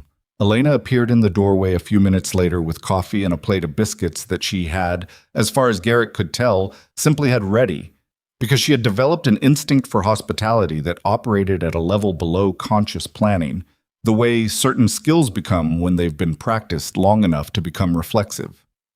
The little girl materialized beside Elena's elbow and looked at the biscuits with focused interest. "May I?" she asked, with the careful politeness of a child who has been taught manners well enough to actually use them. Elena looked down at her. Something moved across Elena's face that Garrick caught from across the table. A quick, unguarded thing, gone almost before it arrived, but visible for that half second as the expression of a woman who has been carrying something for a long time and just had it briefly, unexpectedly, touched. "Of course," Elena said, and the girl took a biscuit and retreated to the corner of the room with it, apparently satisfied with the negotiation. The conversation with Whitfield was substantive and direct. He had more formal concerns than Graves. He had holdings closer to Harlow County, where Kane's operations apparently had more reach, and what happened to neighboring properties affected him in concrete ways. He asked careful questions. Garrick answered them carefully. At the end, Whitfield said he intended to make his own contact with Marshal Kane and provide what information he had about Kane's activities closer to the county line. "This kind of thing," Whitfield said, looking at his coffee cup, "doesn't stay contained. Man like Kane doesn't stop at one operation. If he can operate openly in this territory without consequence, he will." He looked up. "What you did, holding the line here, getting the marshal involved, that matters beyond your own property line. I want you to know that." Garrick accepted this without performance. "I'd have done it regardless." "I know," Whitfield said. "That's why it matters." They sat with that for a moment. The little girl in the corner had finished her biscuit and was now apparently conducting a quiet inspection of the parlor that Elena had let her wander into, her small voice audible occasionally in a murmur of private narration that children produce when they are absorbed in their own observation and not yet self-conscious about it.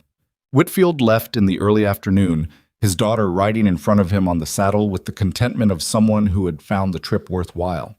She waved once at Elena, who stood on the front porch, with the gravity of a small person conducting a formal farewell. Elena raised her hand in return. Garrick came to stand beside her on the porch as the Whitfields moved down the road. "Biscuit diplomacy," he said. "Works as well as most other kinds," she said. He looked at her profile. She was watching the road with an expression that had that quality he'd learned to recognize, the surface calm with the undertow of something more complicated moving beneath it. He had been noticing this more lately. Not just the surface she presented, which was competent and measured and occasionally, briefly, warm in ways that she sometimes caught herself being and seemed uncertain about, but the things that moved underneath it. The unguarded half-second when the little girl had asked for a biscuit. The way she'd sat in the dining room after telling her account to the marshal when she'd thought Garrick was busy with the coffee cups and wasn't watching, and her hands had been flat on the table, and her eyes had been on the grain of the wood with an expression that had nothing professional in it, just a person at the end of a very long effort, sitting with the fact that they'd made it through another day. He had been letting the distance between those observations and any action remain comfortable for reasons he'd told himself were practical. The situation was still unstable. Kane was still an unresolved threat. This was not the moment for complications. He was running out of patience with that reasoning, and he suspected the reasoning had known, for some time, that it was running out. The word about Victor Kane came 10 days after the siege, delivered in writing by Marshal Kane via a writer he'd sent specifically for that purpose. Garrick read the letter at his desk and then went to find Elena. She was in the kitchen garden, harvesting the last of the season's root vegetables before the ground froze for good, kneeling in the dirt with her sleeves rolled and her hair coming loose from its pins the way it always did by mid-afternoon. She looked up when she heard him coming and read his expression before he'd said a word. She stood, brushed her hands on her apron. "Tell me," she said. He told her. Marshal Kane, working in conjunction with the county sheriff and 2 witnesses who had come forward in the days following his visit to Silver Crest. One of them, it emerged, a former associate of Kane's operation who had been waiting for what he considered sufficient official momentum before speaking, had obtained warrants for Victor Kane's arrest on charges that included extortion, assault, and unlawful coercion across 3 separate incidents in 2 counties. Kane had been located in the town of Perdido Flats, 30 miles east, and had been taken into custody without significant incident, which suggested that Kane, without the advantage of his own prepared terrain and with the specific disadvantage of facing an official authority backed by documentation, was a considerably more cooperative man than Kane arriving with 8 riders at a private ranch. 2 of his riders had also been arrested. The rest had apparently made the calculation that dispersal was preferable to solidarity and had acted accordingly. Elena listened to all of it without interrupting.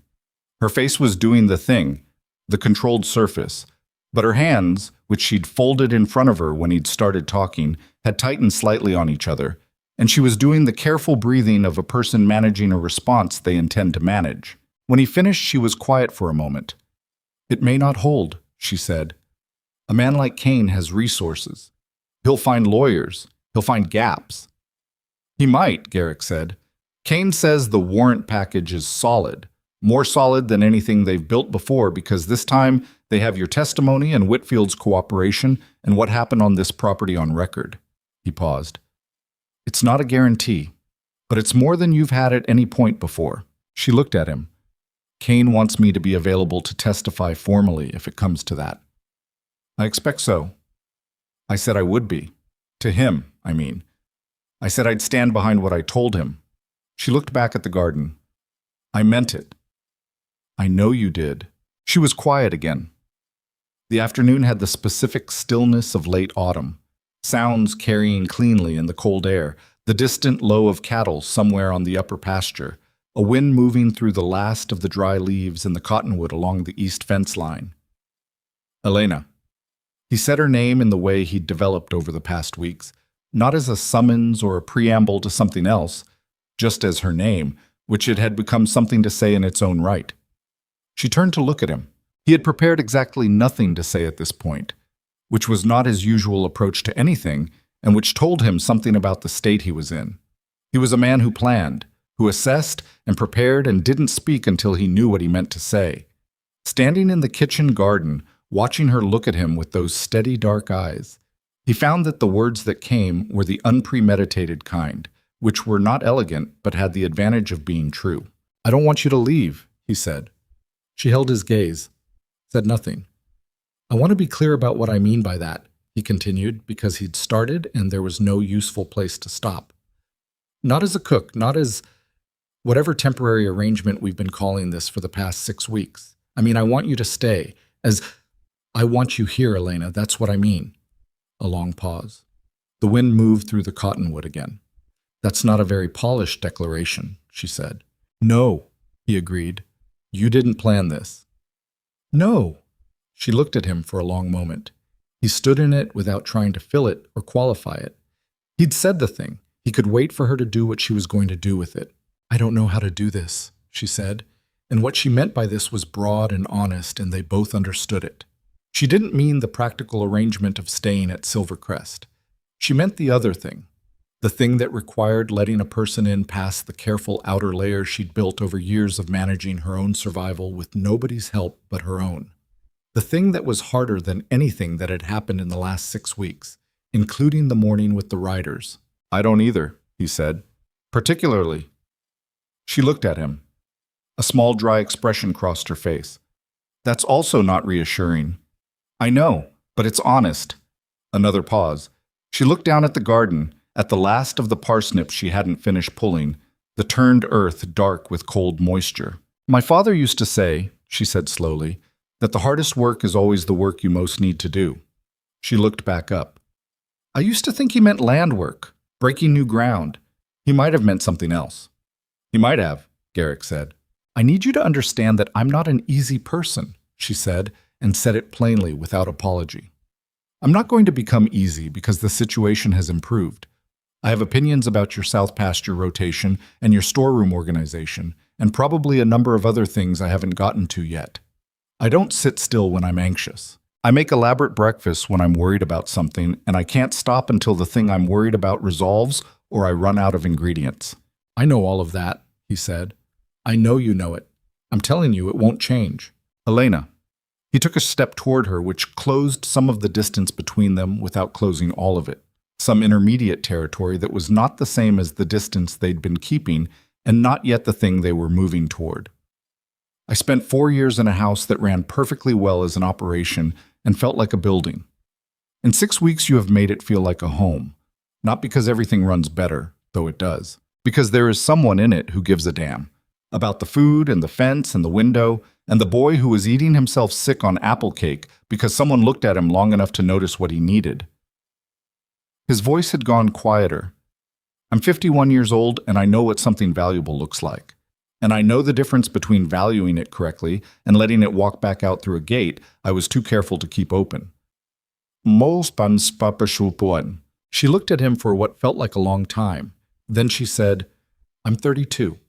I want you to know that in case it matters. It doesn't. All right?" A pause. "I'm also going to reorganize the storeroom properly before winter. The current system is going to cause problems by February."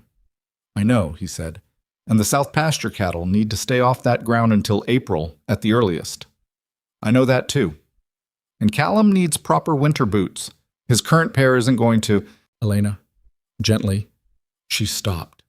She looked at him with an expression that he now understood was what she looked like when she was trying very hard not to feel what she was feeling, and not entirely succeeding, which was the most honest he'd seen her face be in 6 weeks of honest company. "Yes," she said, not loudly, but clearly.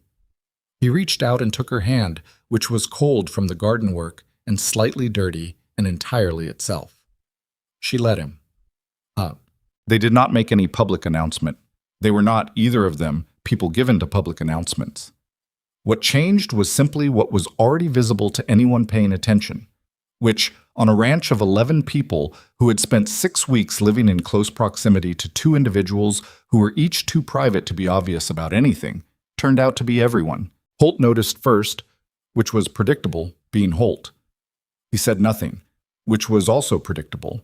He simply adjusted his working relationship with Elena in a subtle way that gave her more implicit authority on certain household and logistical matters, not because Garrick had told him to, but because Holt understood how things worked and updated his understanding accordingly.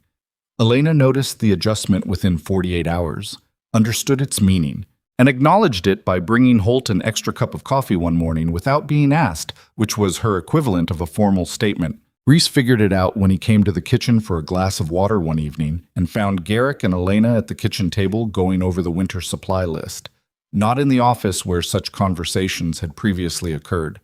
And there was a quality to their proximity, the way 2 people sit when the invisible line between them has shifted without either of them moving. That was unmistakable to a man of Reese's experience. He went back to the bunkhouse and apparently said nothing explicit to anyone, but his manner toward Elena shifted in the nearly imperceptible way of a person who has recategorized someone in their internal organization of the world. Callum didn't figure it out so much as absorb it gradually, the way young people absorb atmospheric changes before they have the specific language for them. What he noticed, concretely, was that Garrick started eating at the kitchen table sometimes in the evenings instead of in his office, and that Elena started leaving the kitchen lamp on later than she used to, and that the house had a different quality of sound at night than it had had before, not louder, but less empty. He couldn't have said exactly what any of it added up to, but the sum of it made him feel, in ways he would not have tried to explain to anyone, less like he was sleeping in a bunkhouse on the edge of someone else's property, and more like he was somewhere he was allowed to be. He got his winter boots the following week. Elena presented them without ceremony on a Tuesday morning alongside his breakfast, set them on the floor beside his chair, while he was eating with the matter-of-fact delivery of someone completing a task they'd assigned themselves. They fit correctly. He put them on right there at the table. "How'd you know the size?" he asked. "I looked at your old ones," she said, already back at the range. "You're a 9. He sat at the table in the new boots for a moment, looking at them. "Thank you, Miss Hart," he said. "You're welcome, Callum." He ate the rest of his breakfast. The news about Victor Kane's formal arraignment arrived in the first week of December, with the first proper snowfall of the season coming down in fat, unhurried flakes that turned Silver Crest white and quiet and made the mountains disappear behind a gray ceiling of cloud. Marshal Kane had sent a brief letter, characteristically direct. Kane had been formally charged, a trial date set for spring. The warrant package had held up to initial legal challenge. 2 of the witnesses from Harlow County had provided depositions. Elena's testimony, preserved in written form from Kane's visit, was on record. It was not finished. Kane was clear about that, with the honest caution of a man who had watched legal proceedings go sideways too many times to offer certainty. But the architecture of the case was more substantial than anything that had existed before. Elena read the letter twice at the kitchen table, then folded it and set it on the table in front of her. Garrick waited. "It's not over," she said. "No. Spring is a long time away." "It is." She looked out the kitchen window at the snow coming down on the yard. The wagon, the repaired fence line, the barn with Burl's patch job, all of it softening under the white. It looked like a different place than it had been 6 weeks ago, which was partly the snow and partly something less seasonal. "I keep waiting," she said, "for the part where I feel like it's safe, where something relaxes that's been held tight for so long I don't remember what it felt like without it." "Has it not?" he asked. She thought about it honestly, the way she did everything. "Some? More than I expected to." She looked at him. "This place helps." "I'm glad." "The people help." A pause, then more quietly, "You help." He put his hand over hers on the table. She turned her hand and held his, which she'd gotten better at in the past 2 weeks, in the specific way of practice. Not comfortable yet, not entirely, but real. "It's going to take time," he said.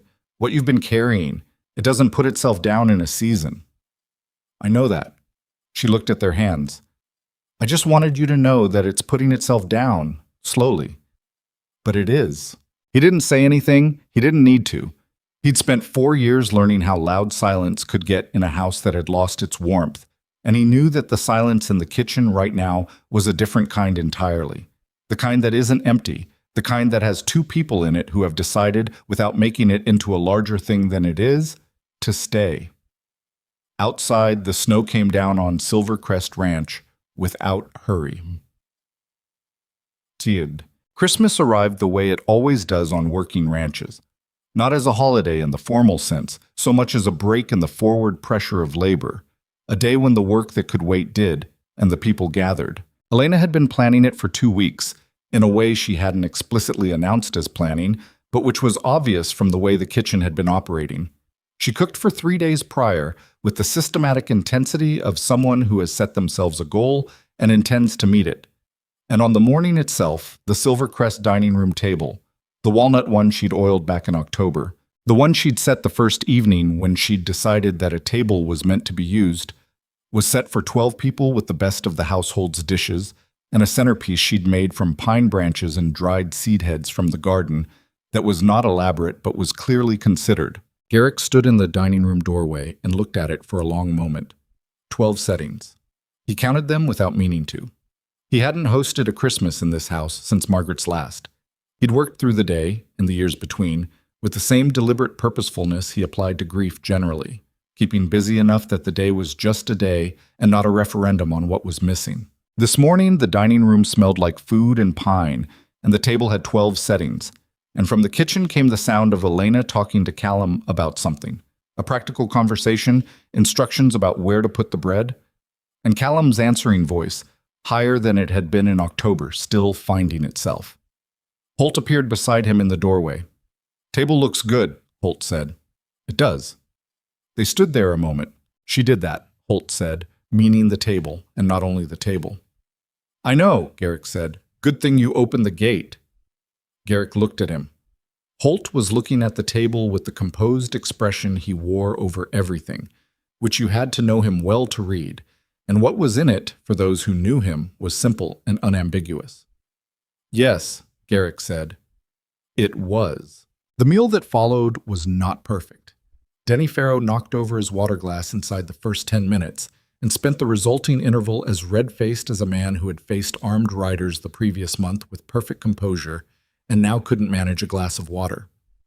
2 of the other hands got into a mild disagreement about something ranch-related that was quickly and firmly redirected by Holt with a single glance. The bread was slightly overdone on the bottom. Elena acknowledged this without distress and without apology, simply noting it as a fact, which Garrick found, for reasons he couldn't fully articulate, more appealing than if the bread had been perfect. Callum ate with the focused attention of a person doing something they intend to do correctly and completely, which in his case meant significant quantities and the bright-eyed alertness of someone experiencing a good meal with the full awareness that it is a good meal, a quality that adults often lose and that was, in Callum, entirely genuine. At the end of the meal, Garrick looked down the length of the table, at Holt on his left, eating with his characteristic economy, at Reese and Denny and Burl and the other hands, imperfect men, all of them, carrying their particular histories and habits, and the specific kinds of damage that frontier life distributes freely and without preference. At Callum, at the far end, now examining the last of his dessert with an expression of concentrated dedication. And at Elena, across the table from him, who had looked up at the same moment he looked up, and whose eyes met his with the same directness she had shown him when she'd stood at his gate in October, dust-covered and carrying a pot, asking not for charity, but for the chance to work. The same directness, but with something in it now that hadn't been there at the gate. Something that had been built, the way all worthwhile things are built. Not all at once, and not without difficulty, and not without the specific imperfections that make a built thing real rather than theoretical. She raised her coffee cup slightly. He raised his. Not a toast, just two people at a table that was being used the way it was meant to be used, in a house that had come back to itself by the particular route of letting someone in who was willing to care about it. The snow had come again that morning, lighter than the first snowfall, a fine sifting that turned the yard to white and sat in the branches of the cottonwood and made the mountains look, in the winter light, like they had always been there and always would be, which they had and which they would. Inside Silver Crest Ranch, the fires were going. The table was full. The windows held the light. Garrick Dalton looked at the woman across the table from him and thought that he had not, in 17 years of building this property acre by careful acre, made a better decision than the one he'd made on an October evening when he'd looked at a woman carrying an iron pot and opened a gate. He didn't say this out loud. He didn't need to. Some things didn't require saying because both people in the room already knew them, and saying them would only have made them smaller. He drank his coffee. She drank hers. Outside, the snow kept coming down on Silver Crest Ranch, quiet and patient and entirely indifferent to anything that happened beneath it, which was fine because the people inside had enough intention among them to make up for all the indifference the mountains could produce. That was enough. That was, in fact, more than enough. It was everything. The trial of Victor Kane took place in the town of Harlow in the third week of April, when the mud season was at its most determined, and the roads between Silver Crest and the county seat were the kind that required a person to commit to the journey before starting it, because changing your mind halfway meant getting stuck. Elena made the trip with Garrick in the ranch wagon, Holt driving, the three of them leaving before dawn on a Tuesday, with enough provisions for 2 days because neither Garrick nor Holt trusted April roads to be cooperative about return timing. The mountains were still carrying snow on their upper slopes, but the valley had gone green in the tentative way of early spring, that fragile, almost suspicious green that hasn't yet decided whether winter is actually finished with it or just pausing. She had been prepared for the trial since January. She had gone over her testimony with Marshal Kane twice, once in writing and once in person when Kane had made the ride out to Silver Crest in February to walk her through the formal process. She knew what she would be asked. She knew, roughly, what the defense would attempt. Kane had secured a lawyer from Denver, a capable man by all accounts, and capable lawyers found the edges of stories and pushed on them. She had rehearsed, in her own mind, how to hold her account steady when it was pushed on, which is a different skill than simply telling the truth. Telling the truth is the beginning. Holding it steady under examination is the part that costs something. She was not calm as the wagon ride to Harlow. She was controlled, which she had long since accepted as the closest approximation to calm that her particular constitution allowed. She sat with her hands in her lap and watched the road and answered when Garrick spoke and didn't try to fill the silence when he didn't. And Holt drove with the settled patience of a man who had been in enough difficult situations to understand that the approach to them is its own kind of work. Somewhere in the second hour, Garrick said, without particular preamble, "You don't have to perform certainty. You just have to tell what happened." She looked at him. "I know that. I know you know it. I'm saying it because knowing it and believing it are different things at 6 a.m. on a bad road." She considered this. "Are you nervous?" "I'm not the one testifying." "That's not what I asked." A pause. "Yes," he said. "Somewhat." She found this, inexplicably, more settling than reassurance would have been. There was something in his honesty about his own discomfort that made the space between them feel solid in the way that only honest things are solid. Not the comfort of someone telling you it will be fine, but the steadier comfort of someone admitting they don't know and staying anyway. "Tell me something about the ranch," she said. "Something that needs doing when we get back." He looked at her. Then he understood, and he told her.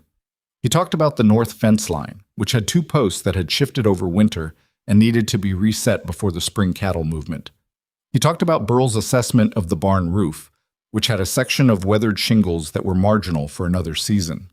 He talked about the seed order he'd placed with a supplier in Pueblo and wasn't sure had been processed correctly. She listened to all of it.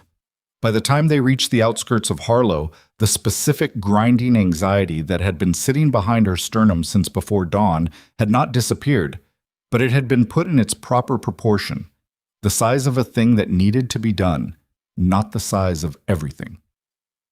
Eat. The courthouse in Harlow was a two-story brick building with the slightly self-important air of a structure that had been built to communicate the permanence of civic authority in a place where permanence of any kind was still being established.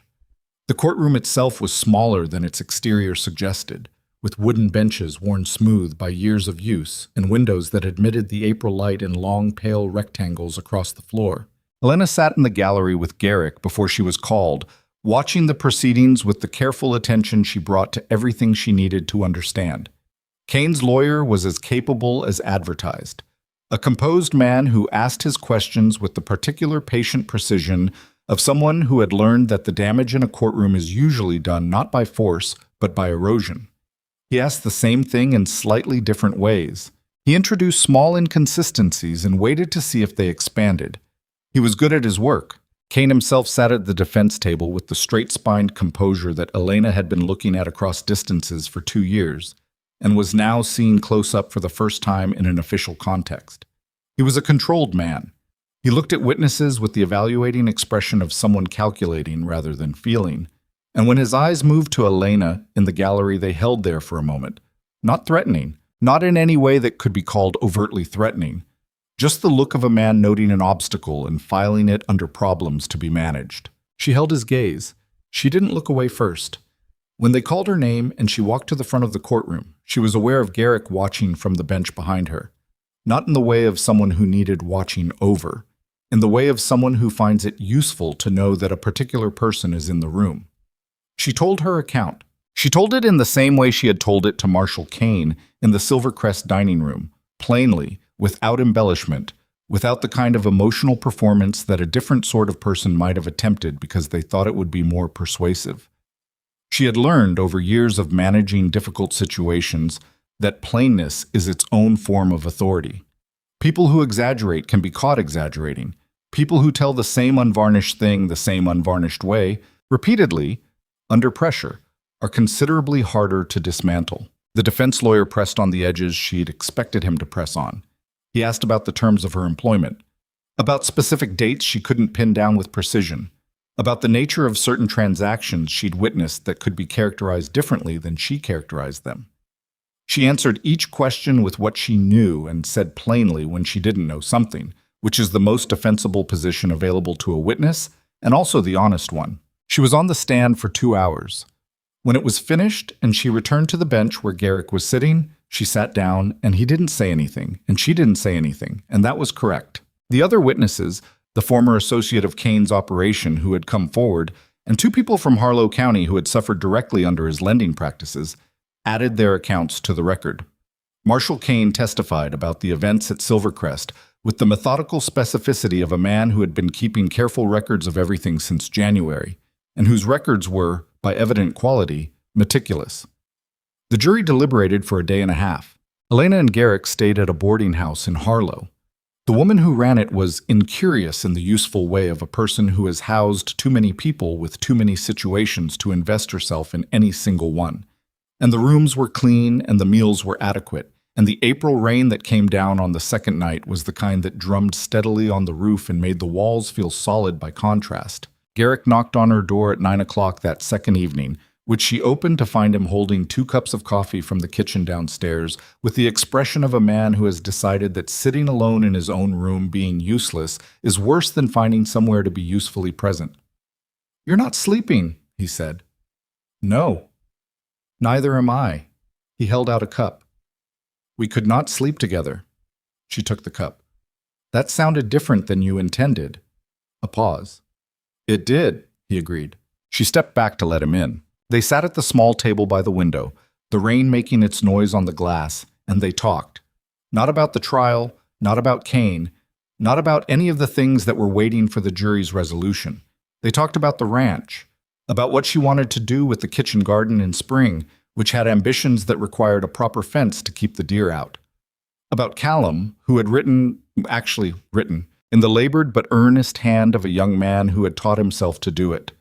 A letter to an uncle somewhere in Missouri that Elena had quietly helped him compose, because the boy had people he'd lost track of, and she had suggested, without making it a larger suggestion than it was, that people worth having back in your life were generally worth the effort of finding them.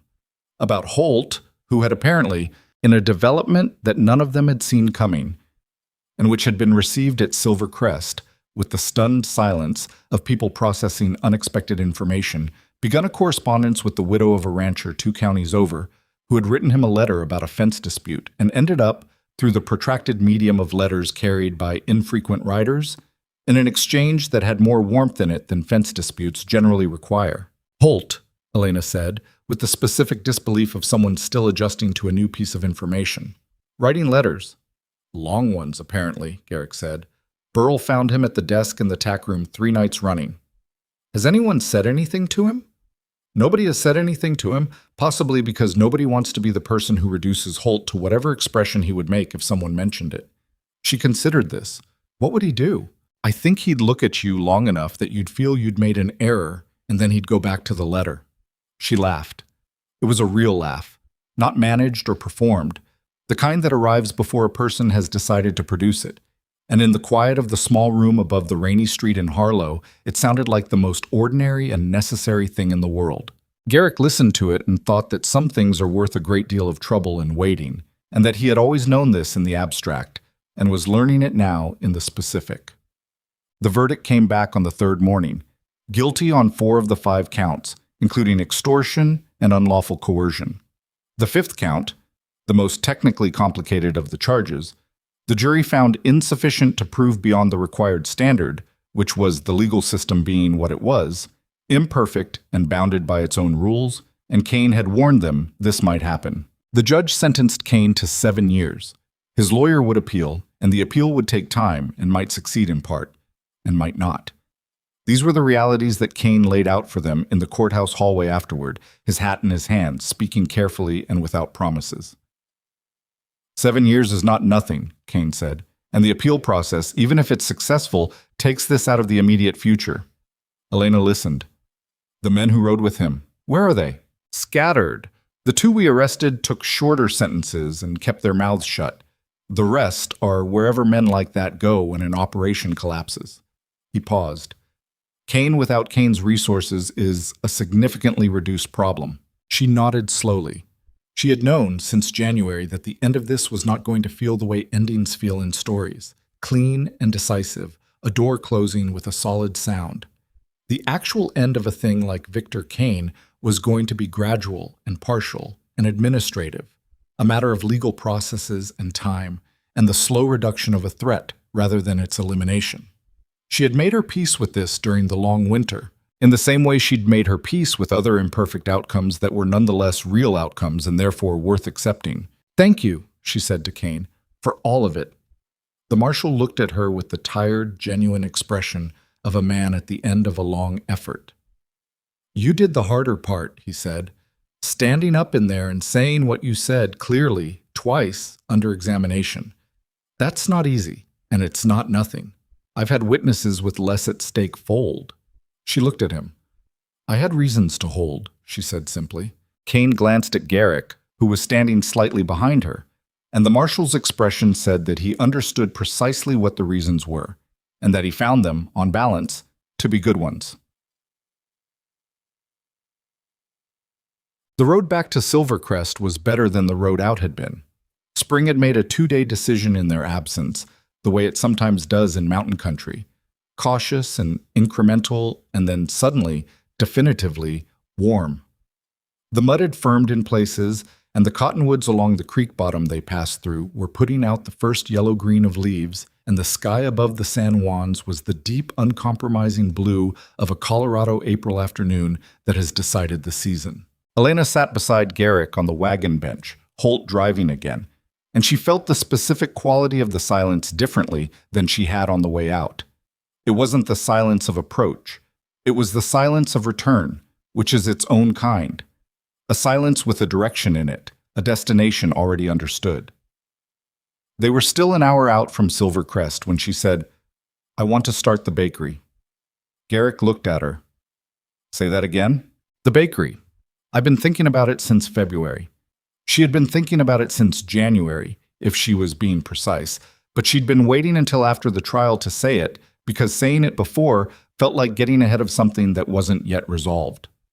Millhaven doesn't have a bakery. The nearest one is 40 miles east, and the quality is, she paused diplomatically, limited.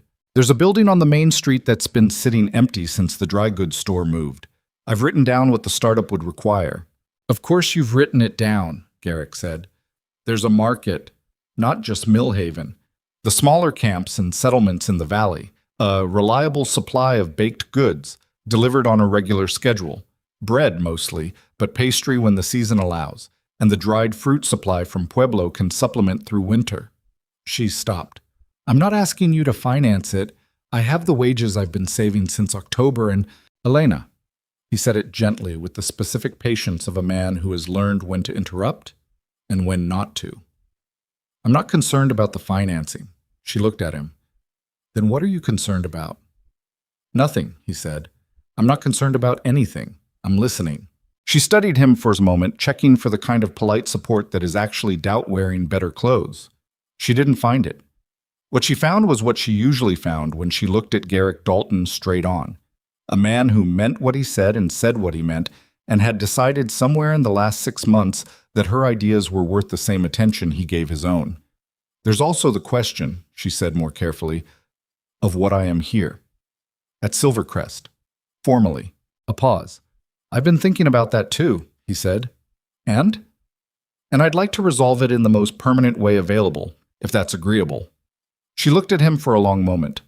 Holt, on the driving bench, gave no indication whatsoever of being within earshot of any conversation, which was a performance of obliviousness so committed it was nearly its own form of commentary. That is not, Elena said, what anyone would call a romantic proposal. No, Garrick admitted. It's practical to the point of being almost bureaucratic. I know. He turned to look at her directly. I could try again with better language. You could. He thought about it for a moment. He was not a man with a gift for formal expression, and they both knew it.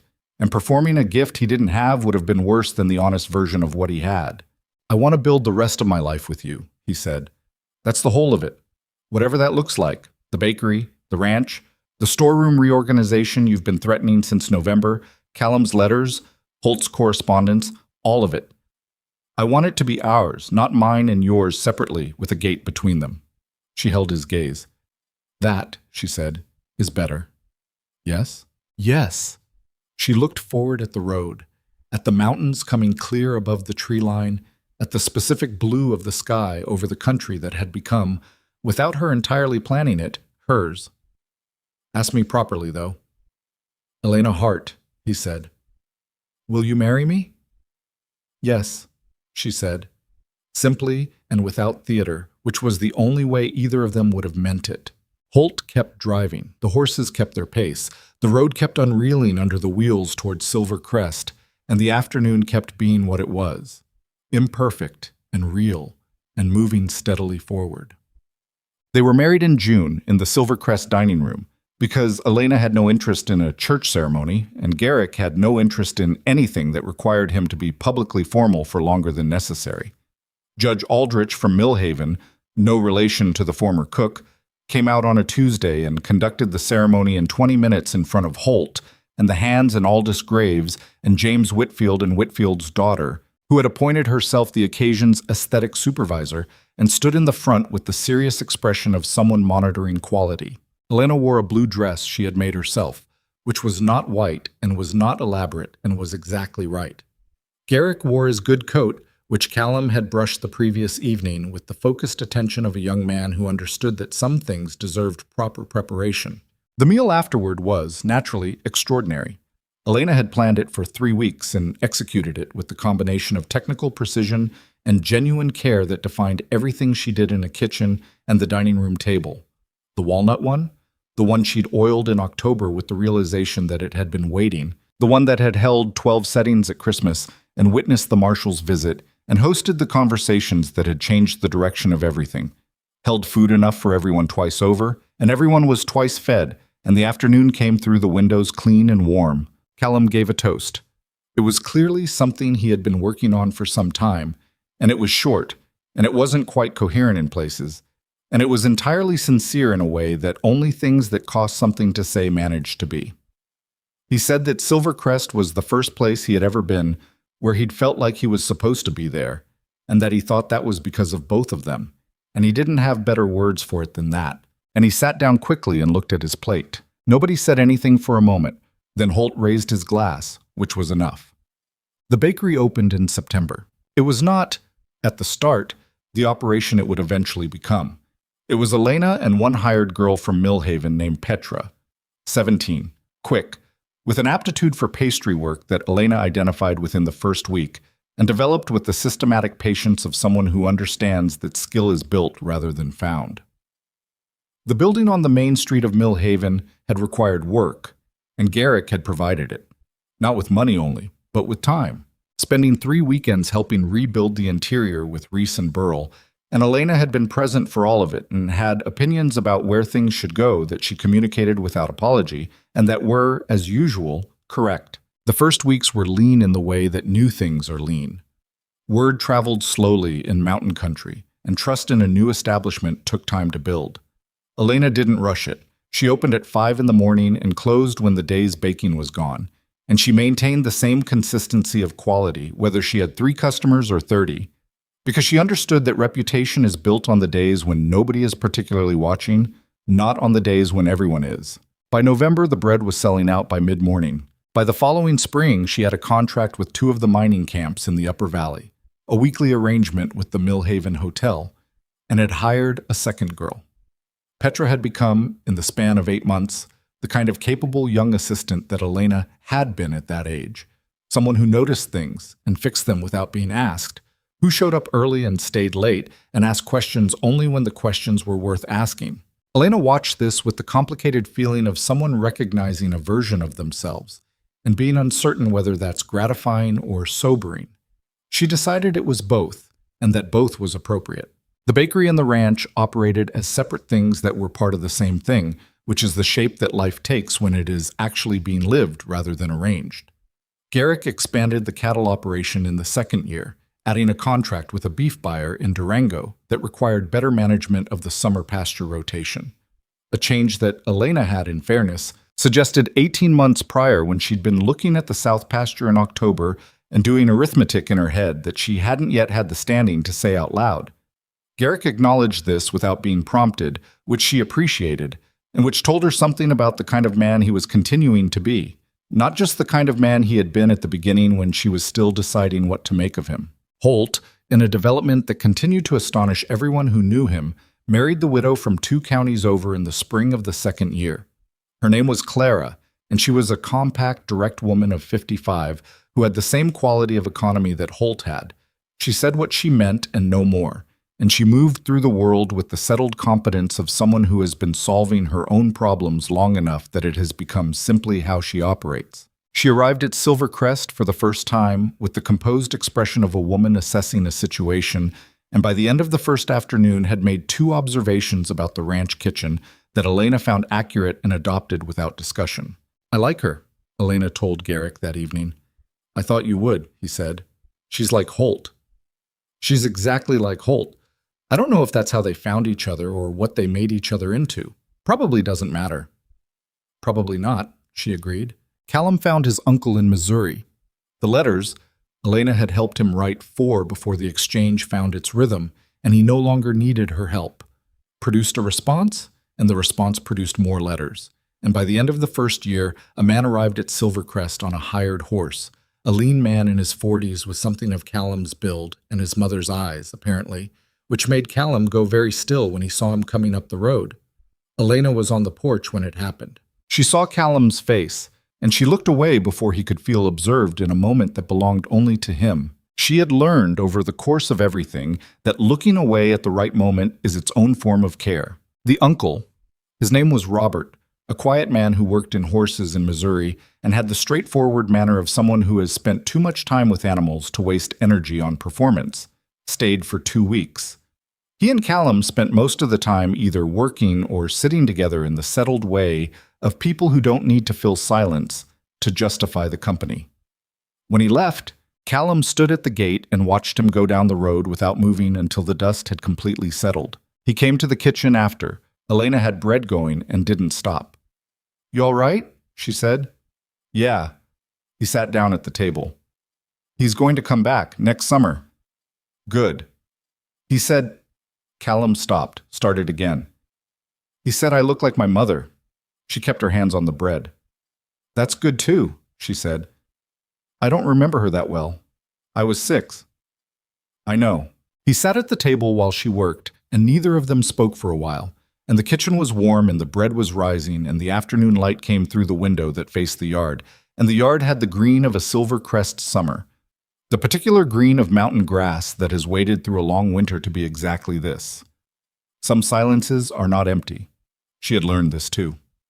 There is a particular thing that happens to people who have spent significant time being afraid, not the theatrical fear of single sharp moments, but the sustained background fear of a life lived under persistent threat.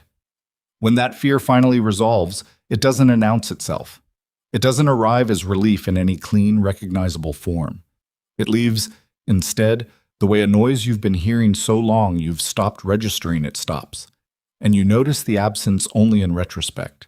When you realize that you've been sleeping without waking for 3 weeks, that your shoulders have stopped carrying a tension you couldn't have described while you were carrying it, that you've stopped positioning yourself near windows that face the road.